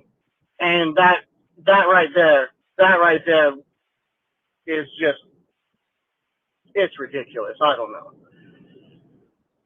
After watching today's game, I feel like, just like I did last year after losing to Minnesota in an embarrassing manner, honestly, I feel like this is just the beginning. This is the beginning to a embarrassing downslope that we've seen time in and time out. Carolina goes on a win streak for a little while, gets our hopes up, and then goes on a 10-game lose streak. And at this point, I don't even give a shit. Because at this point, I feel like the only person I can blame is our offensive coordinator. That guy can't call a game for shit. He can't fucking get our fucking guys ready at the half to go play another dog shit third quarter. And then on top of that, you know, I don't know. A lot of cool stuff to the call. First, love the passion. Second, I do agree. Like, I mean, I think we've kind of all been on this mantra. Like, let's not talk about the defense. And I don't even want to field any conversation about, oh, we should have gotten a touchdown instead of a safety. Yes, we should have. That would have been ideal. But our defense gave us points. You know, our defense gave us points. Can I make a At the point end real of the day, quick? I'm not even going to say our offense sucks. I think our offensive line is offensive. All right. So, old boy was talking about Sam Franklin. You cut his line off. This dude said, our offensive line isn't that bad. And you going to let that still roll? So you want me to hang up on him? I'm just saying. The disparity. Anyway. All right. We'll see. You know, it does come down to the offense. I don't think though that like I'm like okay with what Joe Brady does. Like what I think is the people that are disappointed in Joe Brady are the people that expected him to revolutionize football. Yeah. No, and I didn't expect him to. I think you know what? I think our offense has been. Yes, can we quibble about every damn play? Certainly, but at the end of the day, to me, the number one problem is the offensive line. It's offensive. The number two problem is a lack of execution, and that includes the quarterback Sam Darnold. It falls on everybody, probably but DJ Moore. You know, I mean, like, yeah, it is the offense, but it's the offensive line. It's so offensive. Sam Darnold is just okay, and he could be better behind a better line. Very, very simple. So, next call. Hey Tony, it's and you know Cody and Cody Allen. I've actually been watching your streams lately. I've been entertained. I think you guys are doing such a great job for this community. Thank you. Thank you, man. And the Panthers fan base is really a family. I know yesterday I kind of tried to stay off Twitter a little bit. I was struggling because I saw a lot of things in the first few weeks that people were talking about. I noticed early. I mean, it's situational miscues. It's these things that happen, in games that where you find yourself, I guess the best way to put it is like they just overshadowed. Like bad things are often overshadowed by wins, man. And I went back and I watched those games time after time. I was watching a lot of tape, and I saw them, and I was like, wow, these are real. These are real life things that are happening, and they came back to bite us yesterday. You kill a team for a half, and then you're only up 9 points. That gives that team a momentum boost. Like they're feeling okay, they're feeling confident, right? But yesterday with Sam Darnold, right? I think Sam does deserve some blame for yesterday. It was a collective group loss, but Sam, what I'm looking forward to seeing more of, like I think he needs to really, really work on this, and it causes him whenever he's missing. A lot of the time, what I'm and just in general, a lot of over-eye manipulation. So he's holding stuff for too long, which also causes him to be late on some of those intermediate deep passes, which we haven't seen a ton of. We've been really, that was what Robby was complaining about yesterday about, how we're predictable, we're sitting, we're not really stretching the field. He wants some more double moves, some more, just some more vertical concepts that Joe dialed up a lot at LSU, and they've kind of squandered here lately. But see, a lot of times you'll see him holding the robber too long. Next thing you know, he's not hitting a shallow or slant. During weeks 1 through 3, when we had C-Mac, he showed that willingness, right? He showed that willingness to lock his eyes in with his feet, get to his shallow, get to his track, get to his early crosser, and those are things that, man, like it kills him. I really think that the lack of kind of continuity with these backs and these tight ends will come back to hurt him whenever he doesn't see his first read, because you saw it yesterday on his pick to he tried to hit the whole shot to DJ. That was obviously a ball that shouldn't be thrown. He went 1 straight to 2, and the next thing you know, it's an interception. Like these are things that can't happen. I need him looking off that sink corner and just getting rid of the ball. We can't have INTs like that.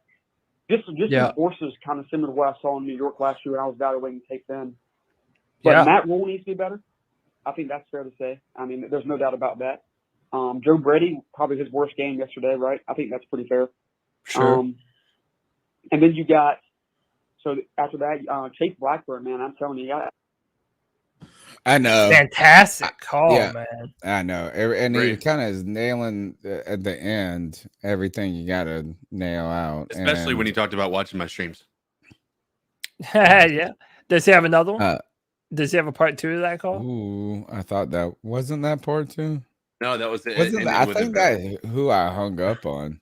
No, it's no, not. that wasn't who you hung up on. Was there a part 2 to that one? If there wasn't, then pause it now. Answer him. Let me find the last. No, there's a lot of part 2s. Let me.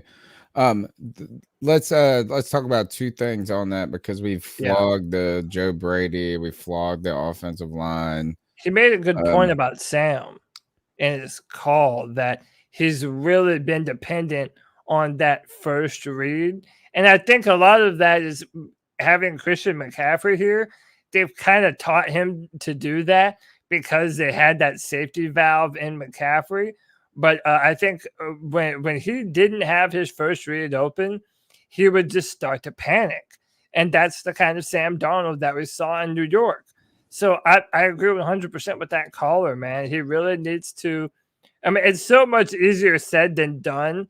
It is so easier to say, hey, you need to stay calm in the pocket while you have 310-pound men barreling at you and stay calm. The worst, and you just got blown up 2 plays early. Yeah, man, it's tough. I think one thing that's interesting is a lot of people are like, oh, Sam needs to throw with more anticipation.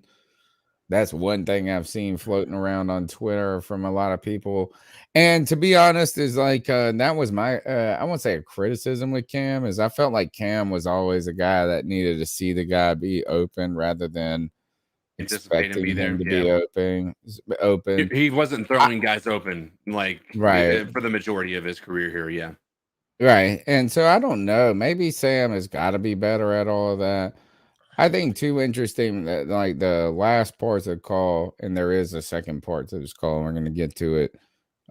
Chase Blackburn, right? The special teams have been a mess, to be honest. And I mean, I know it's easy to just look at punt returners and like, yeah, Erickson's catching the ball. He's not doing much. I mean, he's not been awful. He's not been good either.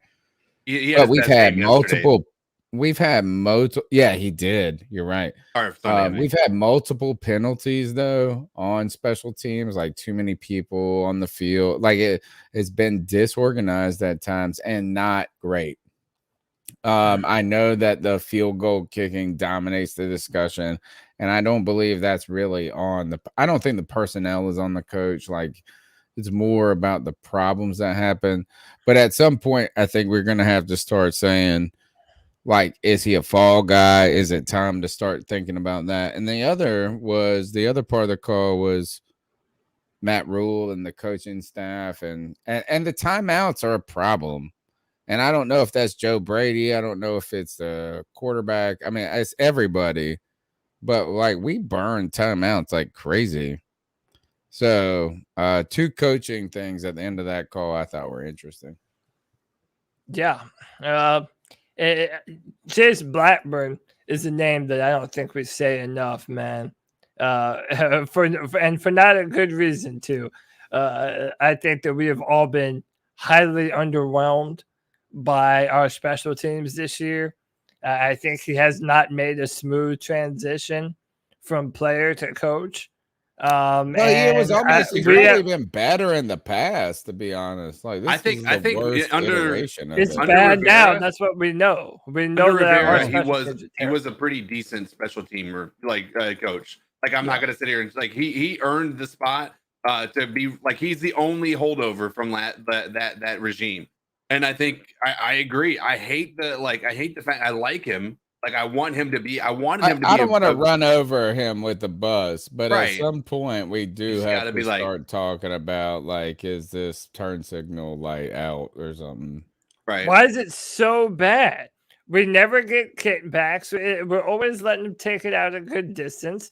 Like we've never had. It's more the mistakes that are a problem special to me. teams, The like- problem with like not having enough people That's out on there, coaching. then having too many people out there, then this or the, and then 2 weeks ago, I think it was against the Dallas game, where we saw Matt Rule visibly frustrated with Blackburn on the sideline. It wasn't too much, but it was just like, man, he won't happy. But when you're not Yeah. putting enough people on the field or too little, dude, that's Right. all on And then you're coaching. calling timeouts, and then It's you're rushing stuff. unacceptable, man. It's stupid and it's unacceptable. And we have to All right, be here's better. the back end of that call. I got cut off there. No, and I'll try to keep it short. I know you guys got people calling in, and I really enjoyed the show. Like I said before, Thank you for calling in. It was a great call too. Can't really call much this year, but yes, man, I'm telling you, yesterday was when we blew that game. These are the type of things that come back to bite you late in early January. We're going to be looking for a wild card spot, right?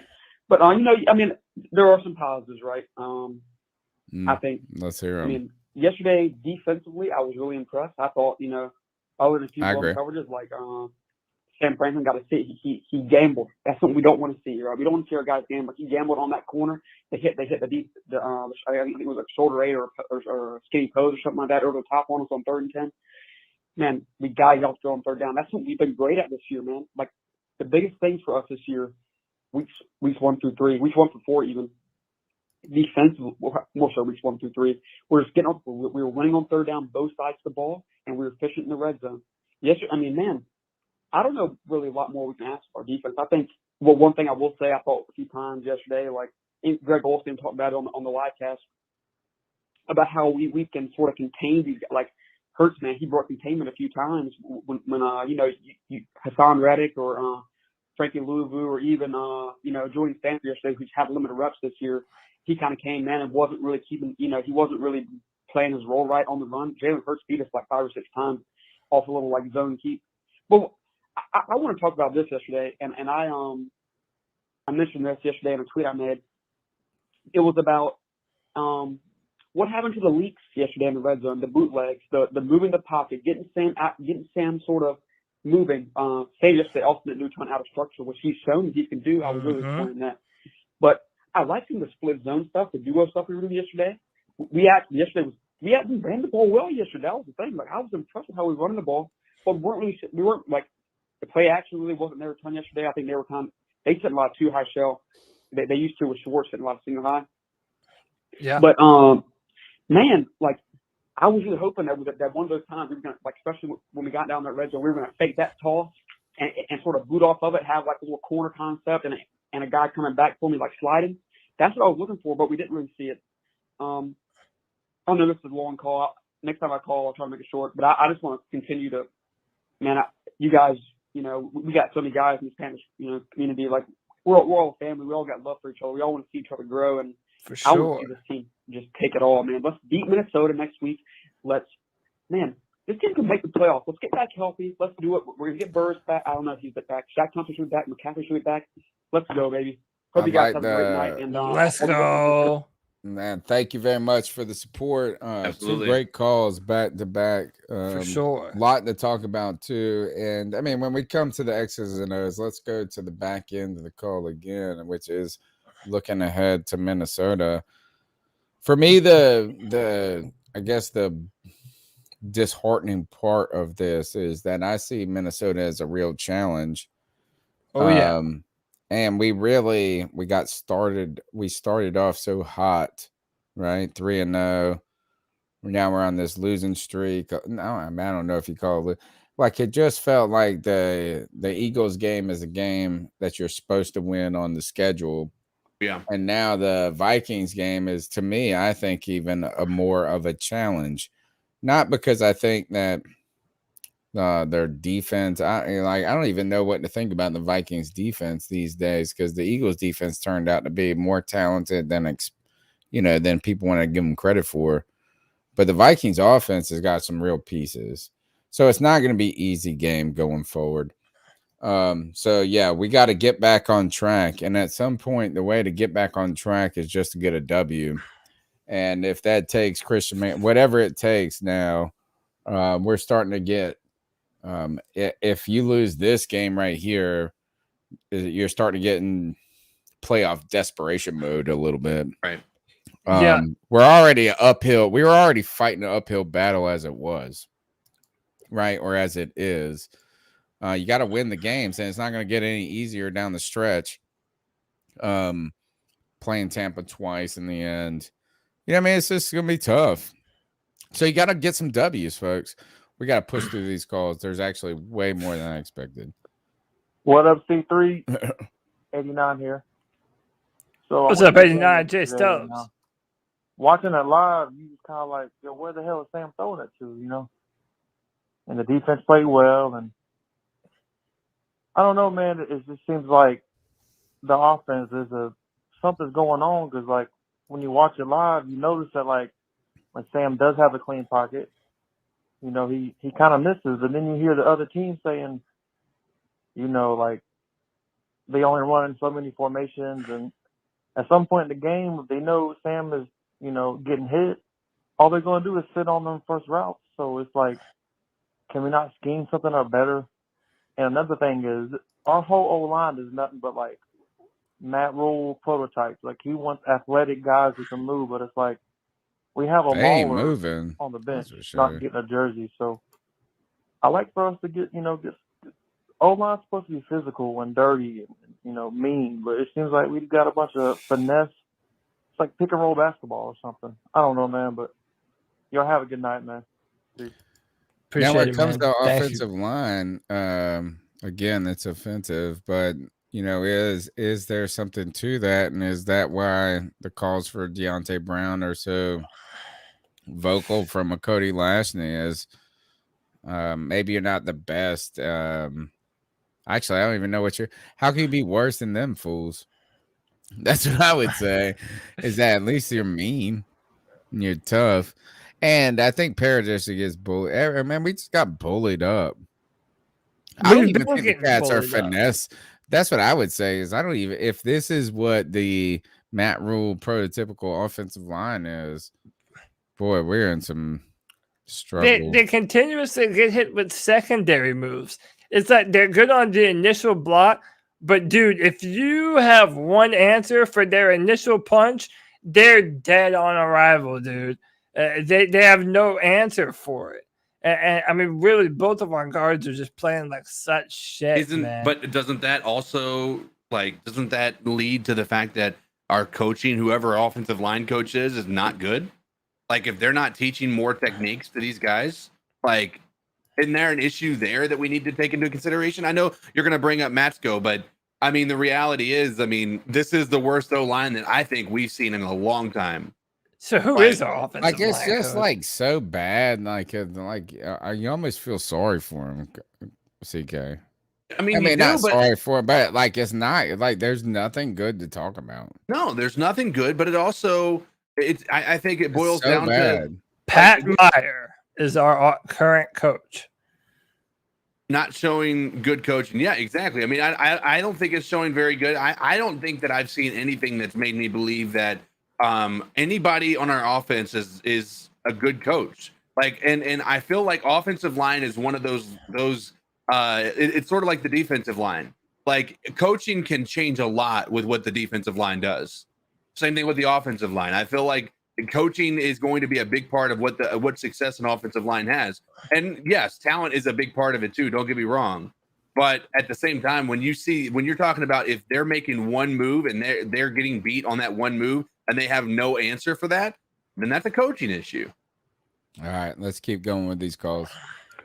What's going on, C3 Nation? It's your boy Jay Anderson hitting you up. What's up, Jay? This might be a two-part, so I'm just letting y'all know it might be a two-part. I'm trying to rush this in and everything. Probably gonna. I know everybody part, upset about the whole, the game, the game Sunday, and rightfully so. And everybody just getting at the offensive line. The offensive line was totally bad, but we all know we haven't fixed the offensive line issue, right? Just since what, 2009, 2010-ish and stuff like Keep that. That going back, O-line, I baby. mean, the only time we probably had Damn, y'all ain't lied about decent O-line was 2015 at least. And that was basically average defense, probably like a top, if you say in a range of, in the range of 11 and 15th ranked top offense, offensive line. I mean, they were good. They did their thing except when they get to Denver, but everybody had problems. Every offensive line had problems against Denver. The Steelers had a good offensive line, and they had a problem against, Denver. You look at the Patriots, they had a good offensive line, and they had problems against Denver. So, it's nothing like that. So, basically, I know everybody was saying, like, yo, that's, especially in that Panthers town hall meeting on Sunday, everybody's saying, like, some people saying, like, we need the answers in the draft, that we need to draft, especially when they were saying, like, drafting the offensive line in the first round. And I was like, no, I mean, you can draft an offensive line in the first, offensive lineman in the first round, but it basically, it all comes down to coaching. It comes down to scouting and coaching. Basically, I don't know what it is about the whole scouting team throughout the years, but it has been bad on how they scout talent. At times they scout talent with the offensive line. I mean, granted, we had some pieces, but somehow the coaches couldn't, have them be, coach them right to be this group, this top, at least be a top 10 offensive line. A top 10? If you're gonna be We're like, we can't even top, be a top 30, 10, top 15. 30, You would love to see that. You would love to see that every How year, about just a top competing in that 20? top 10, above top 10, average. top 15 of offensive About lines and top stuff 20. like that. And we have it. You can't make chicken salad out of chicken shit. But the part that is, relax. Go ahead. What was that? I think he was trying to play another one. I was just gonna say, yeah. I mean, it's again, I agree. Offensive line is still going to be an issue. I don't know that we wait till the draft. Like, listen, saying we're waiting till the draft to fix the problem is going to again possibly ruin another quarterback's career in Sam Darnold. Like, I don't know that that's. We've got to be able to, I think coaching has to address it, and we need to be able to fix this year. That's the thing is like they've got to come up with some other like way of handling this to where Sam Darnold isn't taking this many hits. I know he's not running, but like let's be honest, guys, he's taking as many hits as Cam Newton did when he was here with maybe a slightly better offensive line, but he was running so much. He's like young. This is a problem. He can handle it. He's got to handle it.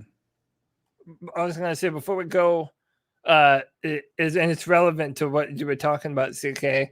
I think Jeremy Fowler put on Twitter early NFL trade deadline buzz. He doesn't seem to think that the Panthers are done yet making trades this year. In fact, his exact words was, Carolina already landed Stephon Gilmore and CJ Henderson, but it probably isn't done making moves. The Panthers want offensive line help, which they've all but advertised publicly. The problem is teams don't want to give it. It was telling in the preseason when the Giants and the New England Patriots gave up a late round draft pick for Billy Price and blah, blah, blah. Offensive line depth is coveted league-wide, but Carolina is one team to continue to watch.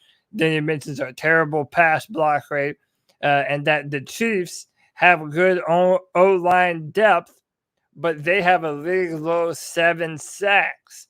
So we might be doing the Chiefs' some defense sucks, but I don't know if stuff. they have good depth. Like, didn't they do a rebuild entirely? So maybe they do. Maybe that's just that's what name. That's what I'm saying. Man, Why wouldn't they? adding Tony, one this guard is gonna help? But And this who is you gonna a new trade? age. You gonna trade? You gonna trade Hassan Reddick? I think you're probably trading Daquan Jones. Or what? Nah, they got the. Don't they have the good You have to trade someone defensive tackle? already. The guy Who that would what Jones or something that used to, Daquan? they That's a had some. Daquan Jones. No, the guy they that we had a brought in guy from that Tennessee. was a good that they paid. That was like a defensive tackle. Morgan Fox. No, That's a on the defensive end. Chiefs. The Chiefs have it. Well, I thought Jones you or meant the something. Panthers. No, Jones. I think something Justin like Jones. that. I forget Whatever, his name. yeah. But yeah, Chris Jones. What if Thank we you, Kara. traded Hassan Reddick?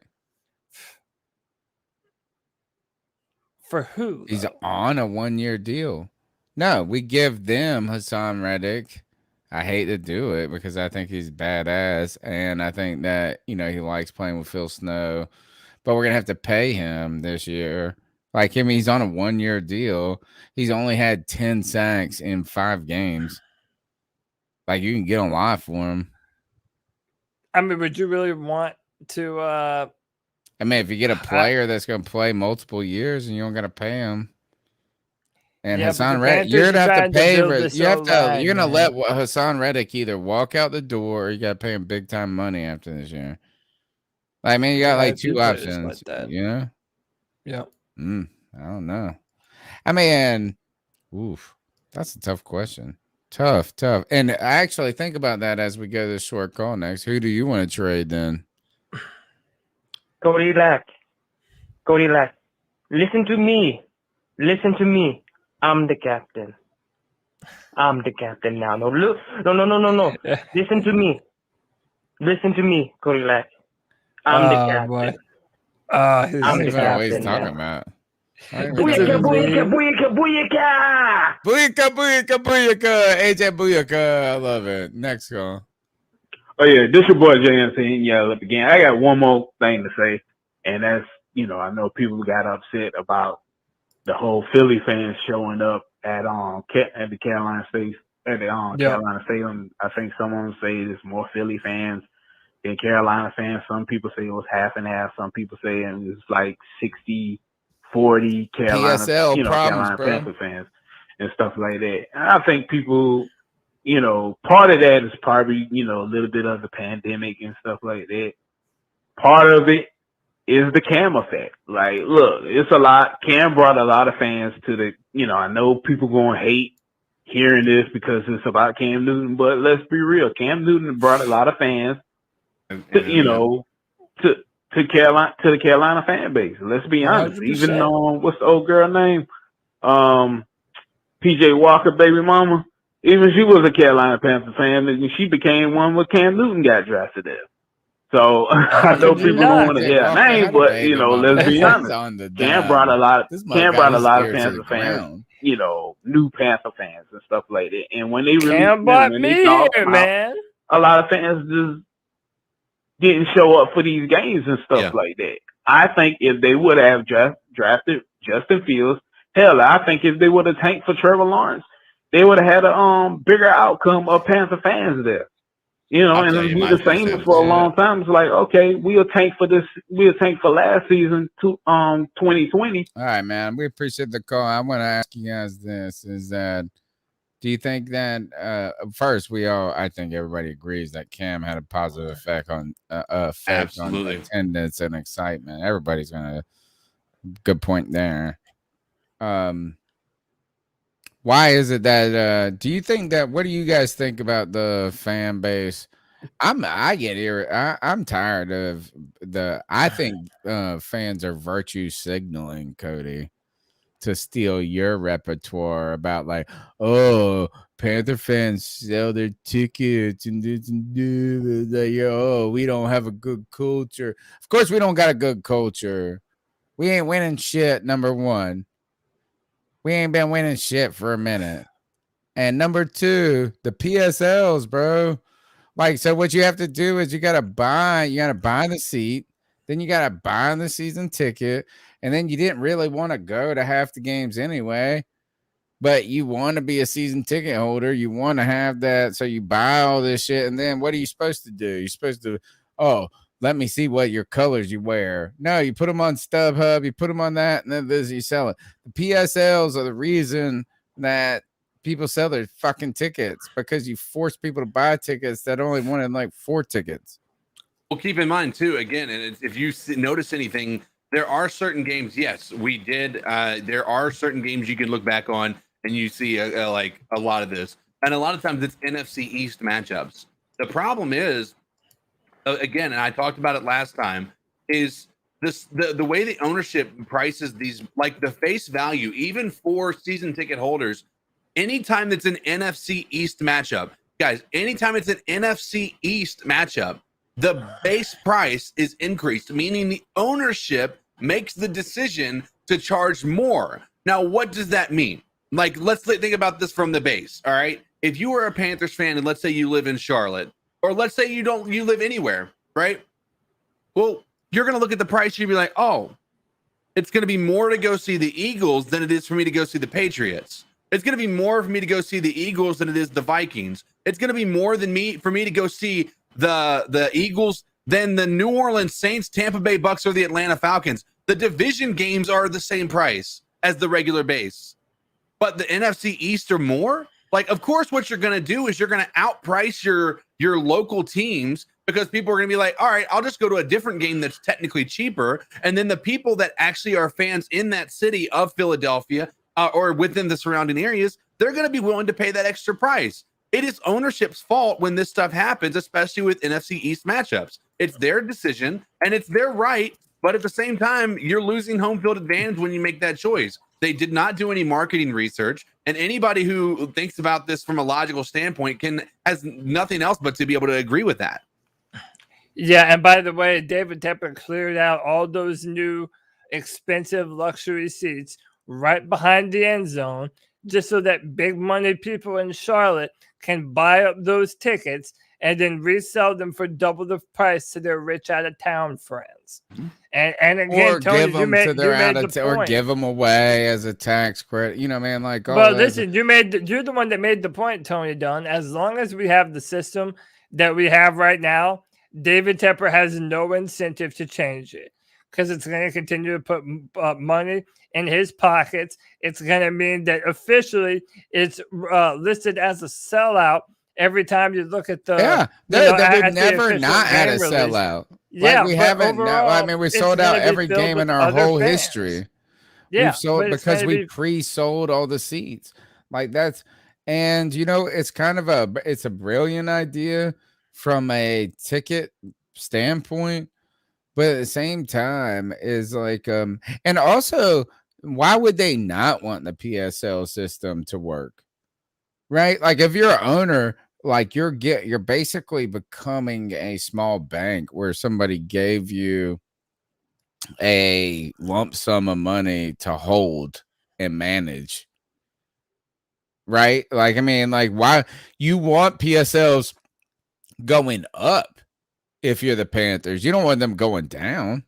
Like, you make more money. Well, the problem is like PSL, like I guarantee you, if you go through the list of PSL owners, the amount that are actual businesses that own them. It's probably like 50%. Yeah, and so it's people that are, and then they give them away. They give them away, or they'll actually be businesses where they make money off of reselling. Like there are a lot of people out there. Like I know one guy who has. Do you think so? Yeah, I know a guy here in Roanoke who has season tickets to every single stadium in the NFL, every single one, and he sells every one of his tickets every game, and he makes money every year off of that. Like that's how he makes his income. It's doing that stuff. Like it's quite entertaining to think about. But he was loving that Cam coming back narrative. Right. He was hoping he saw. How those tickets looking now for the? Did the Pats win or lose to the Texans? They won by 3 points. Came back and won. They came back and won. Oh, they were doing everything in their power to lose. Poor David that game, Culley. But the Houston Texans did more in their power to lose. Yeah, obviously. Their power. Let's keep going with the calls. Oh yeah, this your boy JNC. Yeah, up again. I got one. Sorry. Yo guys, it's Nick from up here in Mass. What up, Nick? Hey, just wanted to address a lot of the negativity that I've seen on Panthers pages and whatnot. First things first, Sam. Okay. Yes, he had a very shitty game on Sunday. There were some promising points, but he had a very shitty game. Okay. Now, he had his worst game of the before year. we Let's all just put go it that back way. and say, well, we should have gotten this guy, we should have gotten that guy. First off, okay, why are we in the predicament that we were in to where we felt the need to go and get Sam? Dave Tepper and whoever else thought it was a good idea, okay, to cut Cam, put the ball in motion to get us to this point, okay? Now, Cam is not I will working sit right here and now, say though. that I don't think Cam is the same player that he was back in even 2017, okay? Unfortunately, Ron Rivera and Ron Rivera alone ruined this man by not giving him a solid O-line. Okay? And because of that, Cam started to deteriorate over time, led us to him cutting him, us signing Teddy Bridgewater, who was a terrible fucking quarterback. I will say that, and I will continue to say that. And you're right. Okay? Teddy obviously wasn't the guy. Led us to Sam. Now, Sam has a lot of development that he still needs to do. Okay, he was under Adam Gase for 3 years. Okay, he needs to develop as a player with a proper O-line. I've been adamant on that ever since we signed Sam. The fact that he came from New York with a trash O-line and went to Carolina, who has just as bad of an O-line or possibly worse at this point. Okay, we did not do him any favors. So before everyone's real quick to jump on Sam's fucking whatever, okay, we need to put a solid O-line in front of him. I want to see what he will do over the next year and a half, okay? Especially next year, whenever we might have the chance to actually put some sort of O-line in front of him that'll keep him safe. Okay, so that's first. I agree with Secondly, okay, the fact that, you know, a lot of PSL owners are selling their tickets to, you know, away fans, that sort of deal. There's nothing that you can do to actually control that. Well, not have All right. PSL. While I do not agree with it as much as it sucks, there's nothing that you can do about it. I'll be calling back in again. So let's we're gonna keep pushing through with these calls quickly. Man, obviously we flogged the offensive line thing. It is offensive. I want to see more of Sam Darnold. I'm okay with that. Like I want to see, like, I mean, he had his worst game of the year. Right. I mean, that's the truth. That's right? still on Like him. he I had, mean, he just had a bad, and I don't want to dismiss it. I don't want to over criticize it. I don't want to under criticize it. I do want to go to the Teddy thing for one moment. Why is it so we had Teddy Bridgewater. We gave him a 3-year deal. Everybody's like, oh, he's so plus smart. He knows everything of the Joe Brady system. Like it was like, oh, he so smart at line. Why he goes to Denver and all of a sudden they're like, he's praying with people in the center. He's doing prayers with people. Like, and then it's not about him being the smartest mug. It's like him being the greatest person in the world. Are these storylines manufactured, or did we miss the Teddy Bridgewater praying in the center of the field being the greatest leader we've ever seen? No, we didn't miss it. You know, like why? Like why is all of a sudden for us it was just him knowing the Joe Brady system and the Sean Payton stuff, and he was so smart, and now it's about him being the greatest person and the Jesus loving person. By the way, let's have this same conversation in 2 weeks. Let's see how Teddy Bridgewater and the Denver Broncos continue to look going forward, or if it's the same old Teddy Bridgewater over there that we thought we had over here too, man. I know. Again, dude, it's I know. everybody. If you watch his hindsight's games, it's still the same 20/20, Teddy man. Bridgewater. Like, Yeah. it's the difference here is that like they're going from a scenario where Drew Lock was throwing tons of interceptions and he wasn't really taking that step forward. And they're looking at Teddy Bridgewater with the same rose-colored glasses that we're looking at Sam Darnold with right now. Like, we're like, give him a shot. He could be an answer. Like, a lot of us thought that maybe Teddy Bridgewater could overcome what we thought were some limitations, but he never did. Right. And we found that out. He drives early a on. Prius. Oh, wait. He drives a creepy ass van. Or minivan. I know. Has a bag I of know. candy that I'm sure he hands out to kids Yes. all creepy like and shit. I can't get with it. All Anyway, right, next call. Hey, Tony. What's up, Chuck? Hey, guys. It's Chuck from Elizabeth City, Pissed. a.k.a. Carolina sports guy. I'm still not over this Eagles loss. It's hard for me sad. to even get excited about the Minnesota can hear game. it. I see very similar teams. A team we lost the game to last year that we should have won. Thank you, Mr. Bridgewater. DJ more wide open in the end zone. But anyway, This is the saddest this I've Eagles ever game heard, has Chuck. just got me. I'm madder than a piano player in a marching band. I tell you, it's got me so salty. I'm madder than a mosquito in a warehouse full of mannequins. I'm just a little ill, and it's just one of them games I think will come back and bite us in the butt for losing. You're right, Chuck. Hosting a playoff game or just even getting in the wild card or whatever it might be. It's a hard game to let go of. You're right. You But can't anyway, lose guys, this I game. hope everybody You got to somebody win tries this to be one. positive tonight, because there is some positive things going on with this team.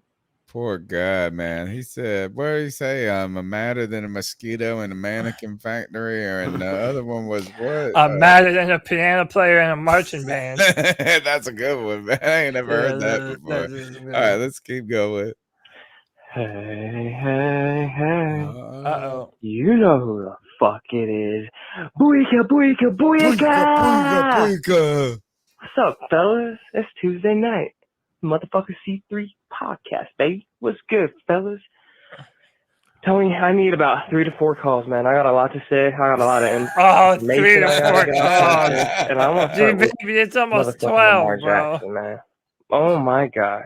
I don't know if you guys watched that game last night, but oh my fucking god, man. Yeah, Lamar's a beast. Dude looks like a young Cam Newton in his prime. All that running around, just doing everything he can to get the fucking dub. That looks like Cam Newton, man. Like, and you want to know what's crazy, boys? Everyone wants to say, "Oh, Lamar Jackson can't throw." I mean, by God, I can't tell. Motherfucker can throw the ball better than Sam Darnold. I can tell you that.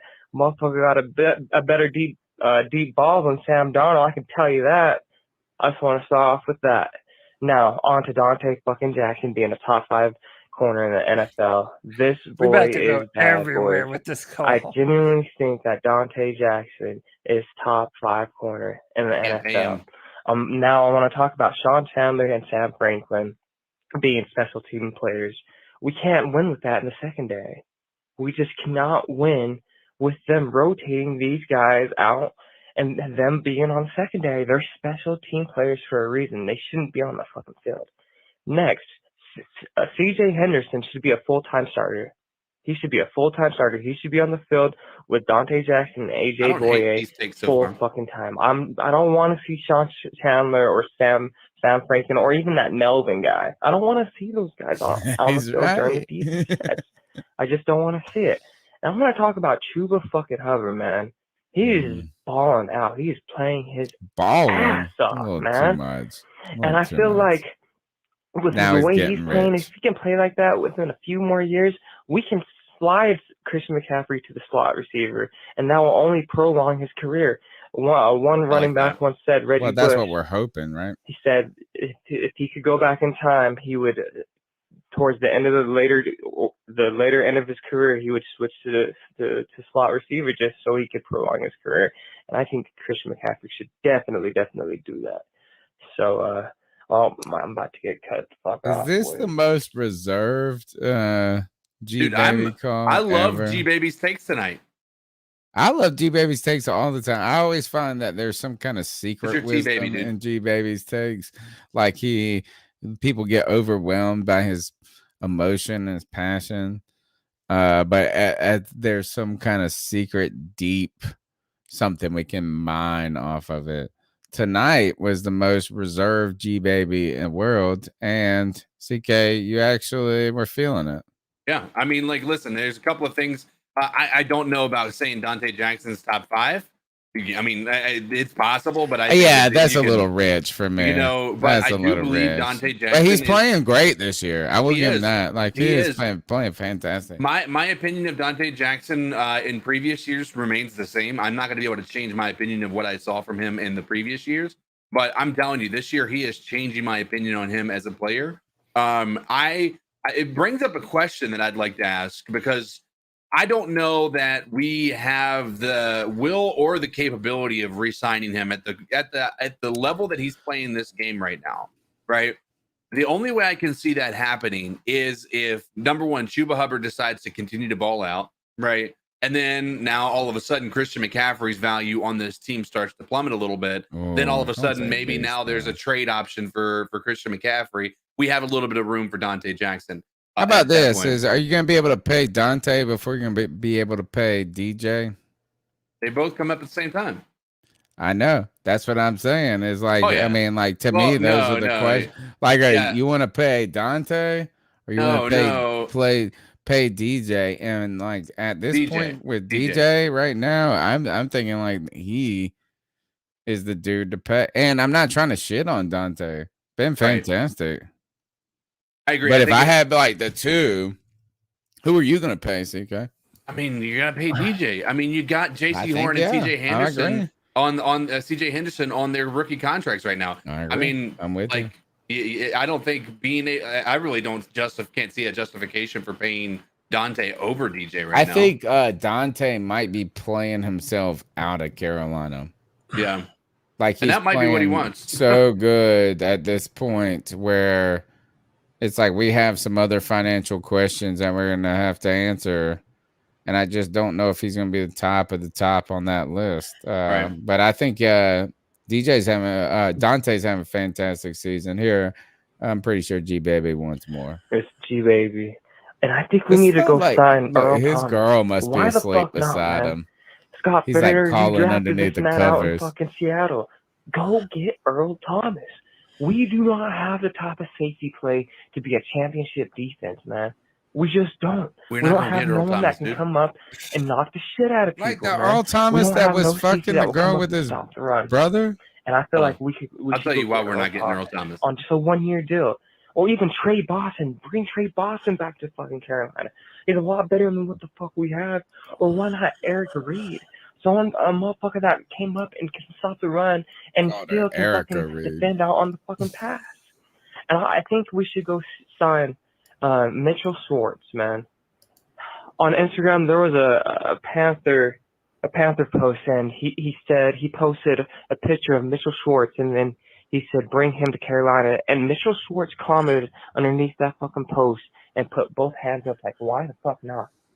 That's a Pro Bowl Did tackle. you see how skinny he I looks? play Madden religiously. I've never seen Mitchell Schwartz. And he was at a Jaguars Madden, game. and he plays right tackle. Titans game. Why not go get him? Now I want to talk about Stephon Gilmore. Stephon Gilmore is a Hall of Fame type of player, man. He's a straight, pure technician. Stephon Gilmore, as of right now, is a 98 on Madden. If we want to prolong his career, why not move him to fucking free safety? Shit, Charles Woodson did it. Devin McCourty did it to prolong their careers, and they thrived in that shit. And I definitely think he could. Or why not switch A.J. Boye to free safety? But we have got to get that safety position in control. Because if we don't, they're going to continue to run the fucking ball. I want to talk about Hassan fucking Riddick. My God, that boy's bad, man. Non-stop mortar. Man, when you keep playing like that, you can get whatever fucking contract you want, Hassan. Blue-collar player. Playing his Two fucking sacks heart on two out. plays. Playing his fucking heart out. I have nothing but respect for fucking Hassan Riddick. Now, I think DJ Moore should be in the first one that we should re-sign, Dante Jackson, and then Hassan Riddick. They should three of them should all get their extensions. I don't give a fuck. Now, I want to talk about Taylor Moton being at left tackle and then Brady Christensen being at right tackle. That should not be it, boys. Taylor Moton should stick to his right tackle position, and Brady Christensen should stick to the left tackle. G Baby on fire, man. Next time you wipe your ass, wipe it with the opposite hand you write with. And you're going to see what the results are going to be. They're totally different, boys. It sucks, Totally G Baby. So I broke I think we should trade for Andrew Norwell and Trey Turner, Trade man. for Andrew Bring those Luck. boys back to Carolina. We need some fucking dogs. We to need to ensure trade your for ride, man. Dillard. They're best We need to friends, man. trade for cats that are still on that rookie deal. But G Baby is right. He was right. He's been G Baby was calling underneath the covers. His beautiful girlfriend beside him probably, and he was talking. He's like, I can't be as crazy as I usually get, but he is right.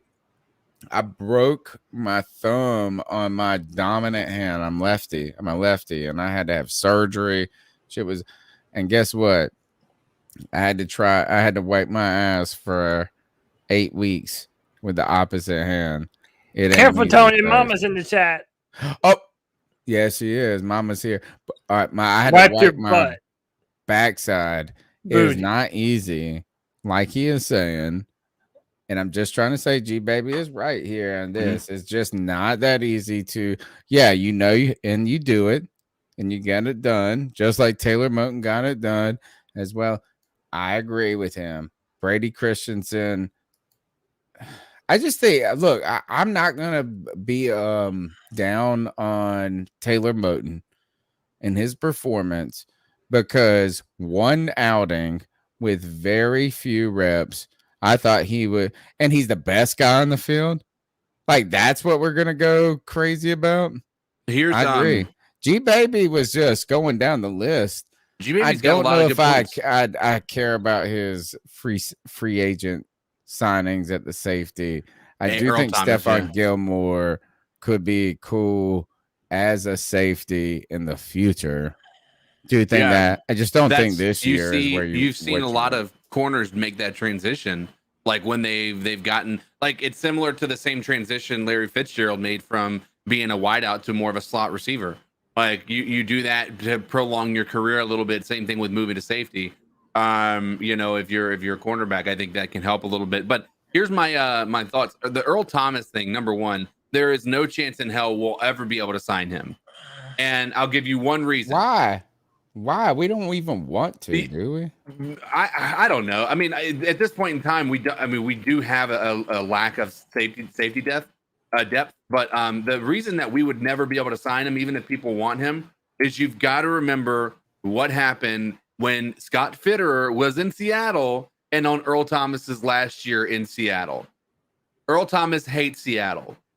He hates that office. Oh, yeah. Remember when he gave the finger? Exactly. Yeah. So we're not, I mean, as much as that, some people might like that What, idea. no, Earl Thomas. When was the last time he played? Well, hey, to their credit, that he hasn't played. He was in talks of being signed by Dallas, by a lot of other He was people. with the Ravens for a second, right? Yeah, and but then he then had they that didn't thing with want him. his brother where his girlfriend. But he also got Do you remember into a that? fight. I do, but he also got into a fight with somebody on that team. My mom's here. I can't talk about And the details of that story. apparently nobody wanted him on the football team. Like, apparently he was like toxic in the locker room. I'm just telling you what I heard just on the internet. I think, maybe they knew something about him that we didn't. He's old too. That's like old news for me. Yeah, I view him just like I do Richard I Sherman. haven't even heard his name in a minute. You know what I'm saying? Yeah, Like, who knows if he's like? still I mean, you want to enslaved? like? We might as well be talking about Eric Reed, or as he said, Erica Reed. Next call. Hey guys, it's Joey. I just wanted to say what I said on my call, one of my calls in the post game, the one that did not get played, because I had 3. Well, I wanted to say that Sam Darnold is the he's best gonna quarterback have a bad, ever. He's gonna have a bad game every once in a while, especially. I mean, you can't ask this dude to do remember what he came from. Okay, it's a lot to ask the dude to do with.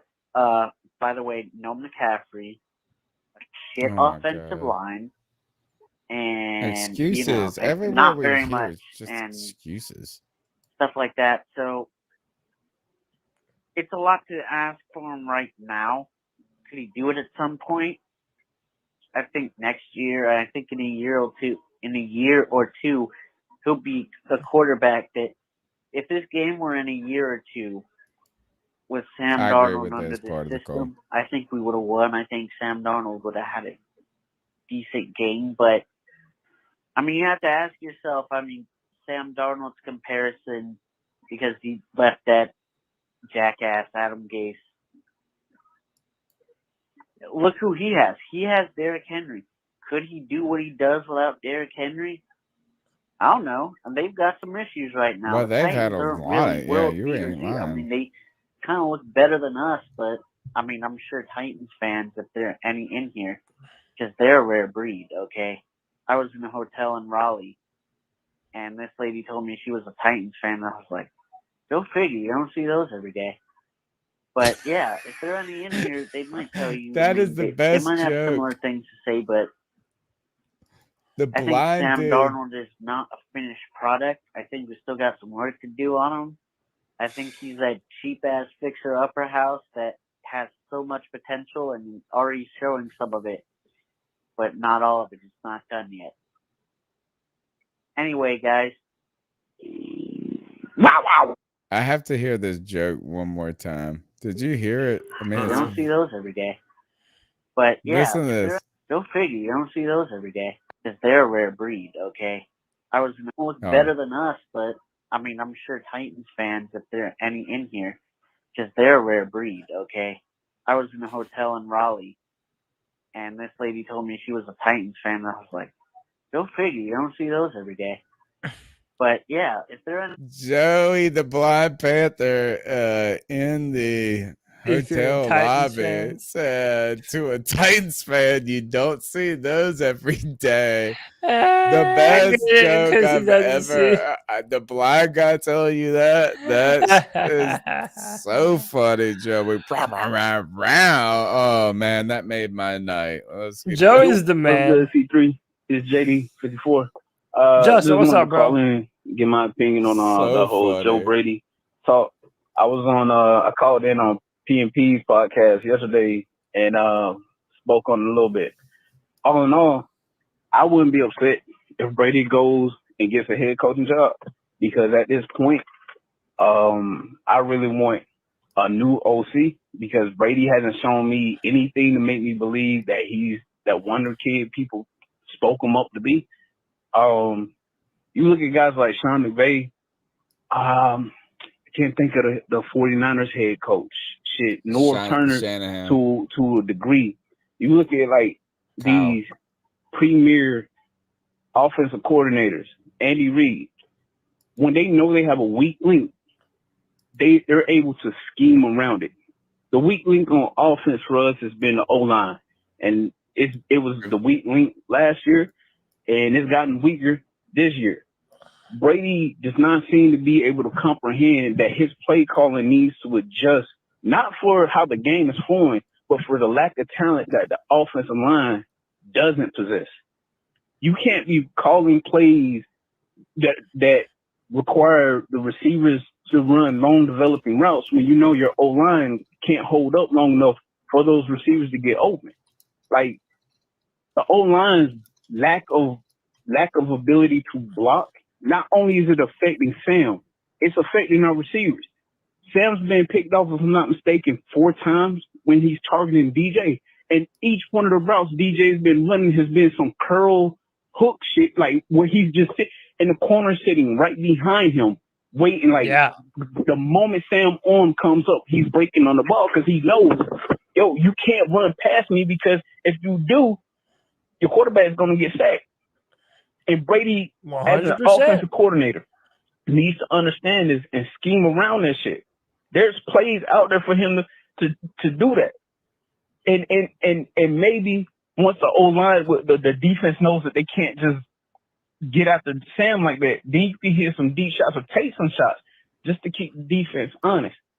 Brady has yet to show me that he's capable of thinking on the fly, if you want to say. True. So if he gets a head coaching job, power to him.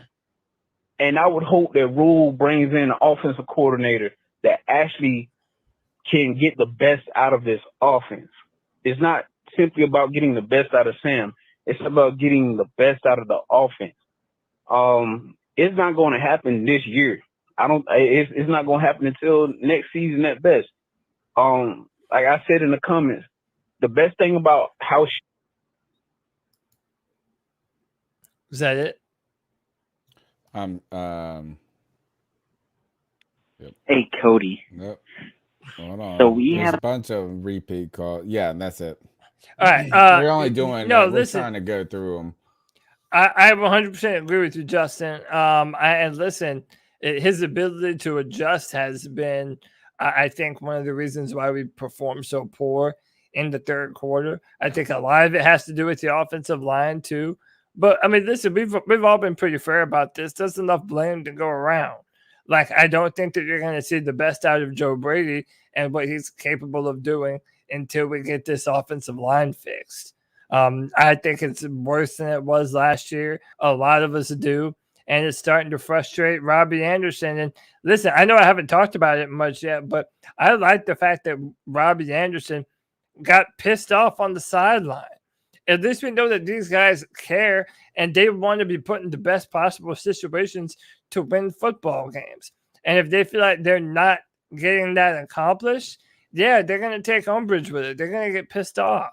So we definitely need to see some more inventive play calling. I just don't know if that's going to get any better until we fix this crazy offensive line situation, which we might be in consideration for some more trades, or we might just play our young players that are already on the football team. Man, what's having one guard gonna do? Anyway, let's keep going. Hey, Cody. So we have a post-game show on Halloween because we play the Falcons that day. Oh, I dare you spooky. to dress up as Ed Ogeron and talk like him the entire show. I dare you. Like, even doing the shout-outs, talk like that dude the entire show. Dude. And dress up like him for Halloween. Trying to get you into We gotta cosplay, get dude. you like a 20-year-old girlfriend. Joey, Please, I'm not cutting my hair like Ed Ogeron. I don't feel comfortable putting on an LSU shirt. That would feel just nasty. But wow. I do Joey's a on pretty fire damn tonight. good Ed Ogeron It's voice. good calls tonight, I'll give Joey. that to Let's myself. keep going. Let's keep going. Hey guys, I usually try to come in positive, but I came in salty and I was complaining about the team and the fans. But I was in the car with two Eagles fans, to be fair. But, you know, they kind of got me back because I was at their house decked out in Panthers gear when the Panthers beat the Eagles in 2018. But that's not the point. Anyways, it's going to start out a little negative, but it's going to get more positive from there. You know, I got some advice. I'm not just coming here with complaints, you know. I have some solutions. I also want to ask y'all what y'all think. But anyways, so I'm going to draw a quick comparison to the Hurricanes. Like, when the Hurricanes sucked in 2014, nobody cared. They're pretty mediocre. Like, let's say I've seen a stadium less than 10,000 people in it. Let's say it's a Penguins game. That stadium's 50-50. Easy. Penguins, Hurricanes fans. But it's not just like, that's okay. I want the seats to sell. I want people to come to the game. But, like, I felt like the louder the Penguins fans would cheer, as long as it was a good game, like the Hurricanes gave it right back. Like you could feel tension in the stadium. Like you could feel like people were trying, like people got up for the game. Like people knew like this was a big deal, and everybody was like fighting back. Like they didn't just get up and roll over. This is when they sucked. And you know, I'm at the Panthers game yesterday, and we're up 15-3. And not only is it like people don't cheer on like, let's not even just say third down, but defense in general. People like just don't cheer. I don't even care about the standing up part, although I like to stand up on third down. But like, and just cheer, just clap I on don't the know. right It's not downs, just that people don't cheer. folks. It's like I feel like I'm a nuisance to the other people around me when I don't cheer. Like I feel like people are almost like, "Wow, this guy's being annoying right now." Like I don't feel like, and you know, I think other people kind of share that view with me, and that's not from talking about just sitting in the Eagles game. Like we had some Panthers fans, and they're pretty quiet. And like this guy was in front of us, and I guess he was with his girlfriend, stuck up family or something. And like as the game went on, like I was kind of quieter at first. I was like, no, like I don't want to be like that guy. But by the end, I was like, fuck it, I am going to be that guy. Fuck it. You paid and to like, be the there. More I cheered, they the more need you. I cheered with me. Like if we can just get more of that energy in there, like more people will join. But I feel like you don't like. You walk into Bank of America and you don't feel that energy. Like I want to be a hard stadium to play in. I want to be you know, I want it to be tough to come to Carolina, but people just walk in here, and like any team that's from the north or has, you know, a lot of people who move down here, like we get overrun every single time. But here's my advice. I want everybody to come in. If you're able to go to a Panthers game or two, then come in and don't be, hey, I'm going to come in, I'm going to cheer, and fuck you if you don't. Come in like, hey, I want to cheer, I want to get loud, I'm excited to be at the Panthers game. And, you know, if the people like get upset around you or anything like that, you know, Fuck just them. like positive vibes only. You bring people up. It should be, I Well, want yeah, to cheer. positive vibes. It's a Because we're at a positive fucking Panthers FU. game. We should be having a fun. We should be having a It's good time. look. This is let me give fans advice. Is like the whole reason we any of this matters is because we care about it, right? Like, I mean, if you think about it, it's a game. Like, actually, none of it matters. Like, your mortgage matters more, your job matters more, your family matters more, your soul matters more. But we choose to make this important, right? Like, I mean, if you're at a sporting event, you chose to make it important in your life. So if you went to that game with a rooting interest, which I don't know why you like, I mean, even if I went to a game of two teams I didn't care about, I feel like I would choose a team to kind of be rooting for. So here's the whole thing. That's the whole point. The whole reason it's a multi-billion-dollar industry is because we cheer and we have fun. Your whole point is to have a good time. So as long as you're not being a jerk to other people, like directly, your whole point is to have a good time at these games. That's number one. Great. Number two, with fan etiquette, whatever the team you're cheering for is this. When your team is on defense, on third down, you cheer. That's what you do. That's the down to be loud on. Save it. Don't be cheering during the timeouts. Don't be cheering. Like, that's the time to be cheering. Oh, wait. When your team's on offense, be quiet on third down. Like, I mean, it's very simple. Like, you don't even have to be the craziest person in the stadium, but clap on third down on defense, folks. Have fun at a game, and don't be a jerk to someone else who is having a good time at a game cheering for their team. As long as they're not being mean and rude to you, like, that's the whole point. That's the whole dang point. But when do Panther fans learn this shit? It seems simple. It's very simple. Like, I mean, it's like it's not. Like, I feel like I would teach a child this. Like, if So we what do we have to if do? we took a baby, like a 3-year-old, to a game, we'd say, "You see a 3 up there? Cheer!" Yeah, it's so simple. We keep on having the same conversation about how we better the fan base and get fans to be better. Let's go have here in the fun, Carolinas. mofos. You guys, dude. you want to know And something? don't be apologetic about it. I don't think the caller was being apologetic. I very much respect anybody who is mature enough, because I have not been mature enough in many times to where I'm the person that's a little bit too much. But like, if you paid $200, you better go have fun. Yeah. The funny thing that I will say is, like, I've had somebody who's joined me where their first NFL game they've ever been to, they've always gone to like West Virginia games or Virginia Tech games, and they came to the Panthers game and they were like, they laughed because our fan base does not know how to cheer. Like he was talking about, like, number one, just screaming at the top of your lungs does nothing. Like, it actually, you lose so much more sound by doing that. He was like, you go to college games, they've got it like to a down pat, like the chants at certain times. Yeah, and Like, it's there's a not culture of of chanting. Yeah, it's and, not about, and not to overtly interrupt. I'm an interrupter, obviously, but that's why do you think everybody was pissed about the "Keep Pounding" chant? Yeah, like, because the 5 people that knew how to cheer were like, "Hey, this is the one organized cheer we have, and you want to take it away?" We're not even good at cheering, and you take away the one pre-K teacher telling us how to cheer. Anyway, let's keep going. All right, this is part 2. This is gonna be real quick, just to finish this up. But like, will come in, and I don't care how many people show up to the stadium. There can be a lot of empty seats, but I want the people there to care. And that's what I always thought about the Just Hurricanes. I have feel like fun, the people who were folks. there cared, even when we didn't have, and it's a small arena and stuff like that, but I know Bank of America can get loud. I've been there. I don't want to be, I've seen it get loud in the playoffs and big games. But all I want to say is just come in, like, you know what, you're going to have to be okay with failure. Once a quarter, I try to start a keep pounding chant. And does that fail almost every time? Yes. But you know what? You're going to have to take some L's. You're going to have to be in some awkward situations. You're just going to have to, a lot of fans aren't going to pull up. So, because I want to end this call on the most positive note. I want to give a shout out to all the people I do see cheering, all the people I do see cheering up. Because I'm telling you, you just got to be willing to fall flat sometimes. There's going to be some awkward times.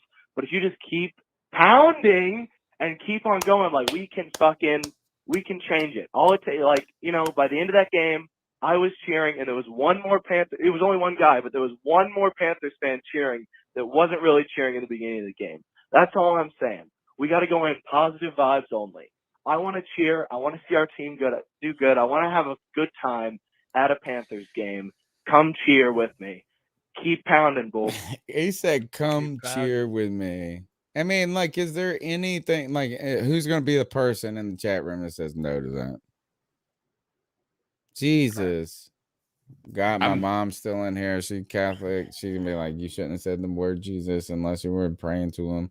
And she's right. But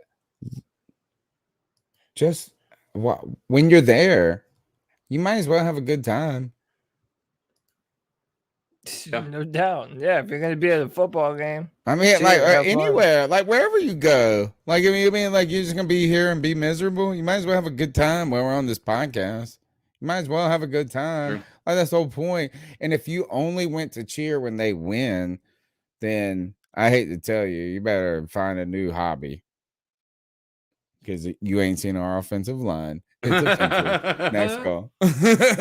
Hey boys, it's KB. What's going on? Hey, so I'm not on here tonight to talk, over and over again about how bad the O line is or how good Sam Darnold may or may not be. But I want to ask you guys, what are we gonna do in the off season, or actually, what are we gonna do by the trade deadline? My question, what I want to propose, is a brief discussion on between Robby Anderson, DJ Moore, and Dante Jackson, who do we sign? Because obviously Robby Anderson, we just re-signed him, right? So we have him.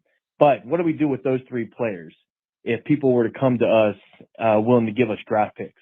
I'm a little concerned that we're not going to be able to pay, Dante Jackson and DJ Moore. I mean, there's just no way. I don't think that can be possible.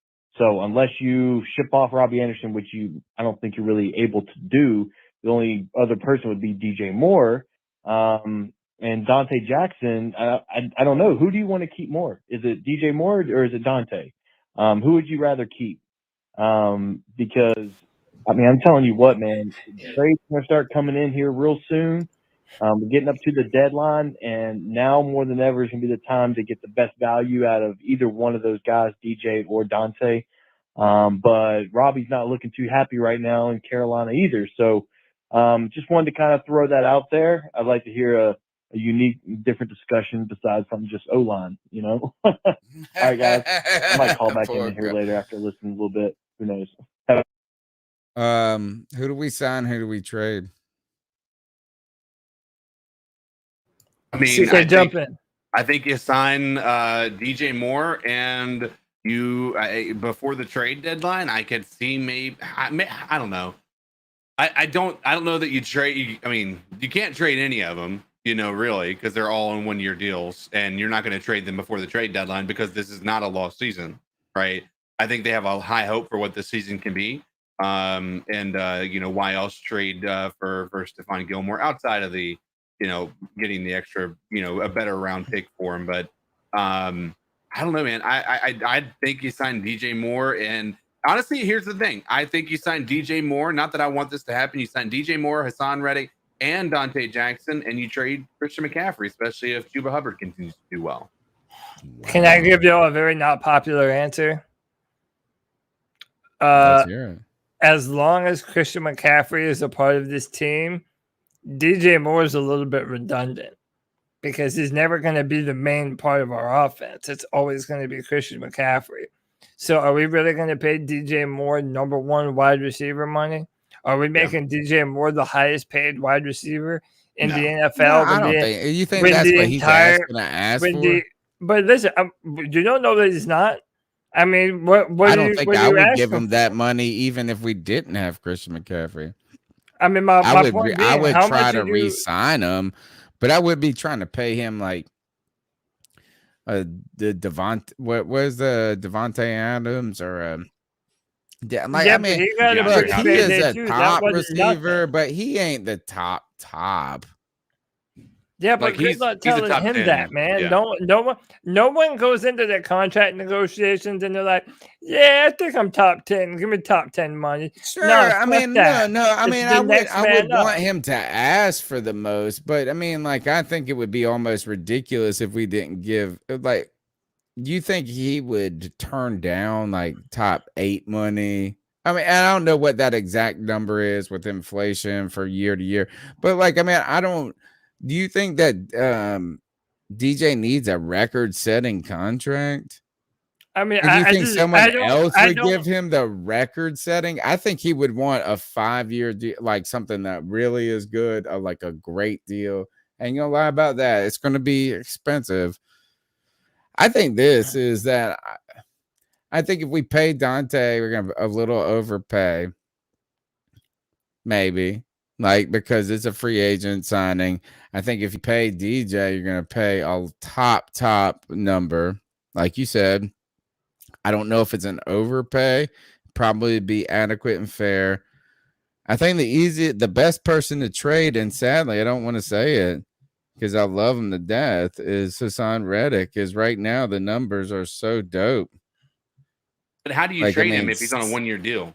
Like, that's what I'm saying. That's everybody. Most of the time, that's who people end up trading.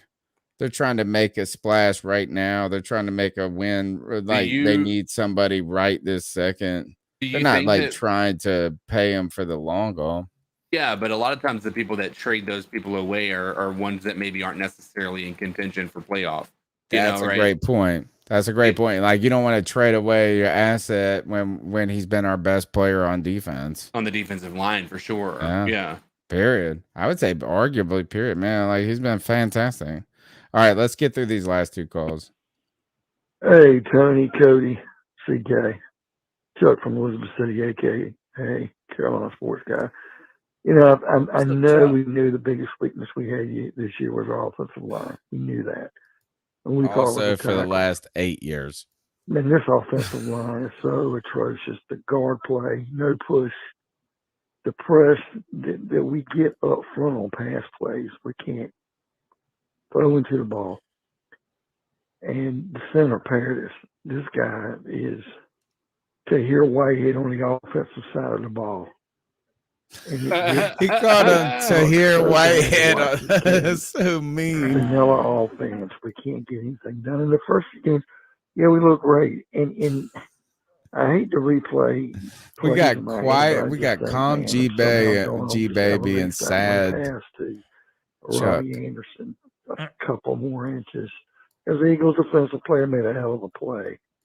But if Robby catches that ball, if it gets to it, and we scored, we're not even having this conversation. It's ifs and buts and candies and nuts and this and that and this. Hey guys, it's Chuck from Elizabeth City, aka Carolina sports guy. If I gotta hear one more freaking rant about bringing freaking Eric Reed or Trey Boston or Mitchell Schwartz back, with the people that call in on this show, trying to bring a bunch of retreads. He went It's one from thing with sad Cam Chuck. to bring in his wardrobe back in here, and Joseph in the dream coat, the 7 colors or whatever the freak it's called, but to bring every freaking loser back, I tell you what, let's do this. Let's fire Chase Blackburn as our special teams coach, and let's let Chase Blackburn play on the offensive line. How about doing that? I feel like anybody could play on the offensive line, and it would be less offensive. I also agree with you. Is like I'm not ready to call these dudes losers. Like they were cool like 5 years ago. Like I'd be excited about Eric Reed 4 years ago. I'd be excited about Earl Thomas or what is that who it was? 5 years ago. Yeah. All right. We've flogged the horse. The calls have been great. We got We them got all? one. Yeah, we're done. I ain't taking no more calls. It's over. We gotta go. All right. We gotta go. But we got ice and fools up. We got tomorrow night. We got the beat check. Nick Carboni. We also have debate my take where Cody and I head to head. I'm telling you, like I'm gonna take him. He's gonna be on this hill dying, and I'm gonna kill him up there. I'm gonna kill him on this hill. I'm gonna take Tony out behind the woodshed like old Yeller and put this old timer down because the good old days is behind him, y'all. Debate my take tomorrow. The beat check. We've got the Madden simulations. We've got the Friday Freak for All. Man, it's all done. But now we gotta ice some fools up. Does anybody got a good ice up pick? I got a pick. It's not great, but I got one pick. All right, I'll go first then, since I'm asking y'all. I'm floating it out there. I'm gonna debate. My ice up pick goes to. I was at this restaurant. I was taking my kids to dance back and forth. We're gonna wait. Cute, pretty girls working, whatever. And they make their living sort of off of being pretty and this and that, serving you, you know. And this pretty girl was wearing Crocs. How you gonna be wearing? I'm sorry. First of all, I ice up all y'all fools in Crocs. Period. They ain't my joints. Second, girls in Crocs that are trying to make them. It's like this. I was like, you get the 10%, yeah. Nah, that's messed up. It's messed up. Actually, it wasn't my waitress, and I always tip 20 unless you're bad. But guys, Crocs are bad. Number one, girls in Crocs are worse. That's my subject. They are worse. CK, you got one? Yeah, I think it's going to be. I talked about it earlier. I mean, how do you not ice up John Gruden at this point in time? I mean, like, listen, you can make the argument it was 10 years ago or any of that, but you know, if you read it back and you still look at it like, and you cringe at it like the way that I think we all do, like, I mean, you know, 10 years ago you did the same thing. Like, I and by no means was I defending him earlier, right? With saying like I don't think he's a bad person. I think that we all just say stupid shit. Like that's human nature. But I mean, guys, you got to think about it. Like we live in a world where trolling is acceptable almost. And right now, we like the fact that we feel like that people feel like they're so isolated from the like being equal from everybody else in certain categories is not just an American thing, it's a human thing. And the fact that we can't, you know, come together and actually realize how much we are alike as a species, we're going to continue to run into these situations where we constantly demean and knock down other people that are different than us. It's just going to continue to roll and roll until we start to realize that empathy. I mean, we've been taught it from a young age, but we weren't really taught it. We were taught it, but we were also witnessing our parents and our friends and everybody do the opposite of it. So it's kind of like do what we do, not what we say type of thing. We've had the golden rule in effect since we were toddlers. Do unto others what you would have do unto you, but then you know, witness everybody else do complete opposite of that shit. And so it's really tough, man. I think right now it's maybe less about because people want to talk about America being the problem here. It's not America. It's not America. It is human. It is human error. It's human nature. It's human. Like, it's just the way that it is. Like, we've been taught. It's in nature, every aspect of it. It's even in if you look at what animals do, they don't go and congregate with other animals. It's the same concept. but we've just got to be able to find a way to overcome that, and realize that, you know, we're more alike than people want to like. And I say this, and I don't know, maybe I'm going off on a tangent here, but like I say this because I've worked in the public, dealing with people in the public on a regular basis. I talk to people every day, and people say the same stuff that like, no matter what culture you're a part of, whether you're black, white, Asian, it doesn't matter. Everybody says the exact same stuff. Like they think they're being unique, but we're all so alike that we feel like we're being unique, but we're the same. Every one of us, we have different tendencies, but we are all in all very similar. So I think we just need to be able to realize that, overcome our differences, and actually be open to hearing other people's sides of things. That goes every way. And that's something I just want to ice up, you know, I guess the world, but also John Gruden for losing his job.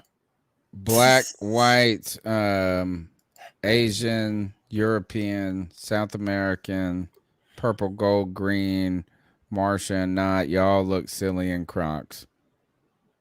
That's it. Go ahead, Cody. Yeah, so listen, Yeah, I'm telling you, y'all look silly in Crocs.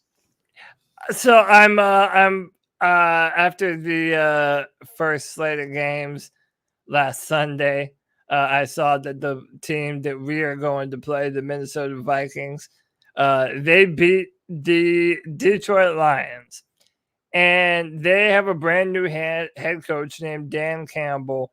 And the Minnesota Vikings came back at the very end to win the football game when it looked like the Lions had done enough to win. Right. And, well, I don't know how else to say it, but Dan Campbell was not taking it very well.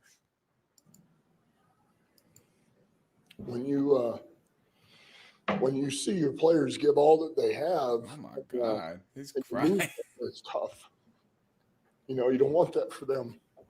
So, but we'll be better for it, you know. And there again, credit Minnesota, but you know, we made the one mistake that cost us, you know, and so ultimately, you know, we didn't do enough to win. But I was proud of them, and I love the fight they have in them, and I love the grit. Hey, bro, it's week 5. Maybe chill out just a little, man. You didn't lose the NFC Championship game. Like, look, I'm not one of those assholes that shames men for crying. I'm like, hey, man, let it out. Let it out if you need to. But it's like, dude, okay, you haven't won at all this year, and you're up at the podium crying.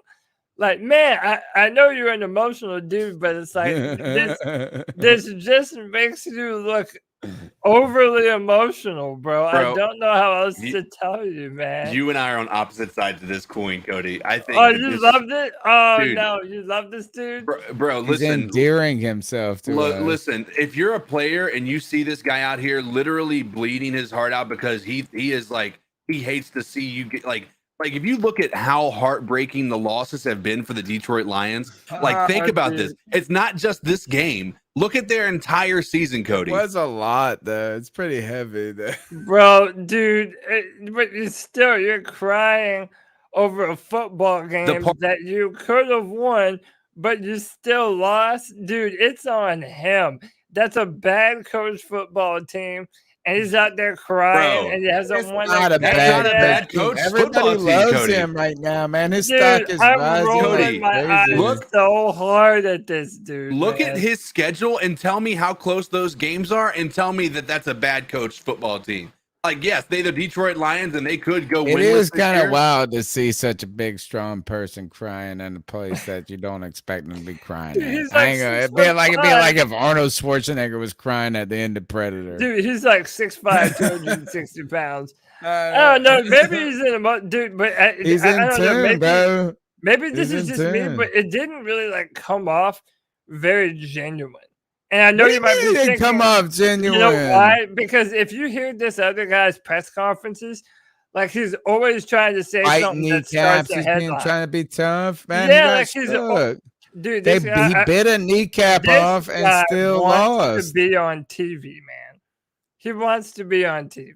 And I know. I'm I think actually that's with a it. part I of like his him. thing. No, I like I think him. I'm It's like I like said, I'm on the opposite end of this, but yeah. what's Hey, you can be on he there. kind of reminds me of who was the wrestler that became the governor?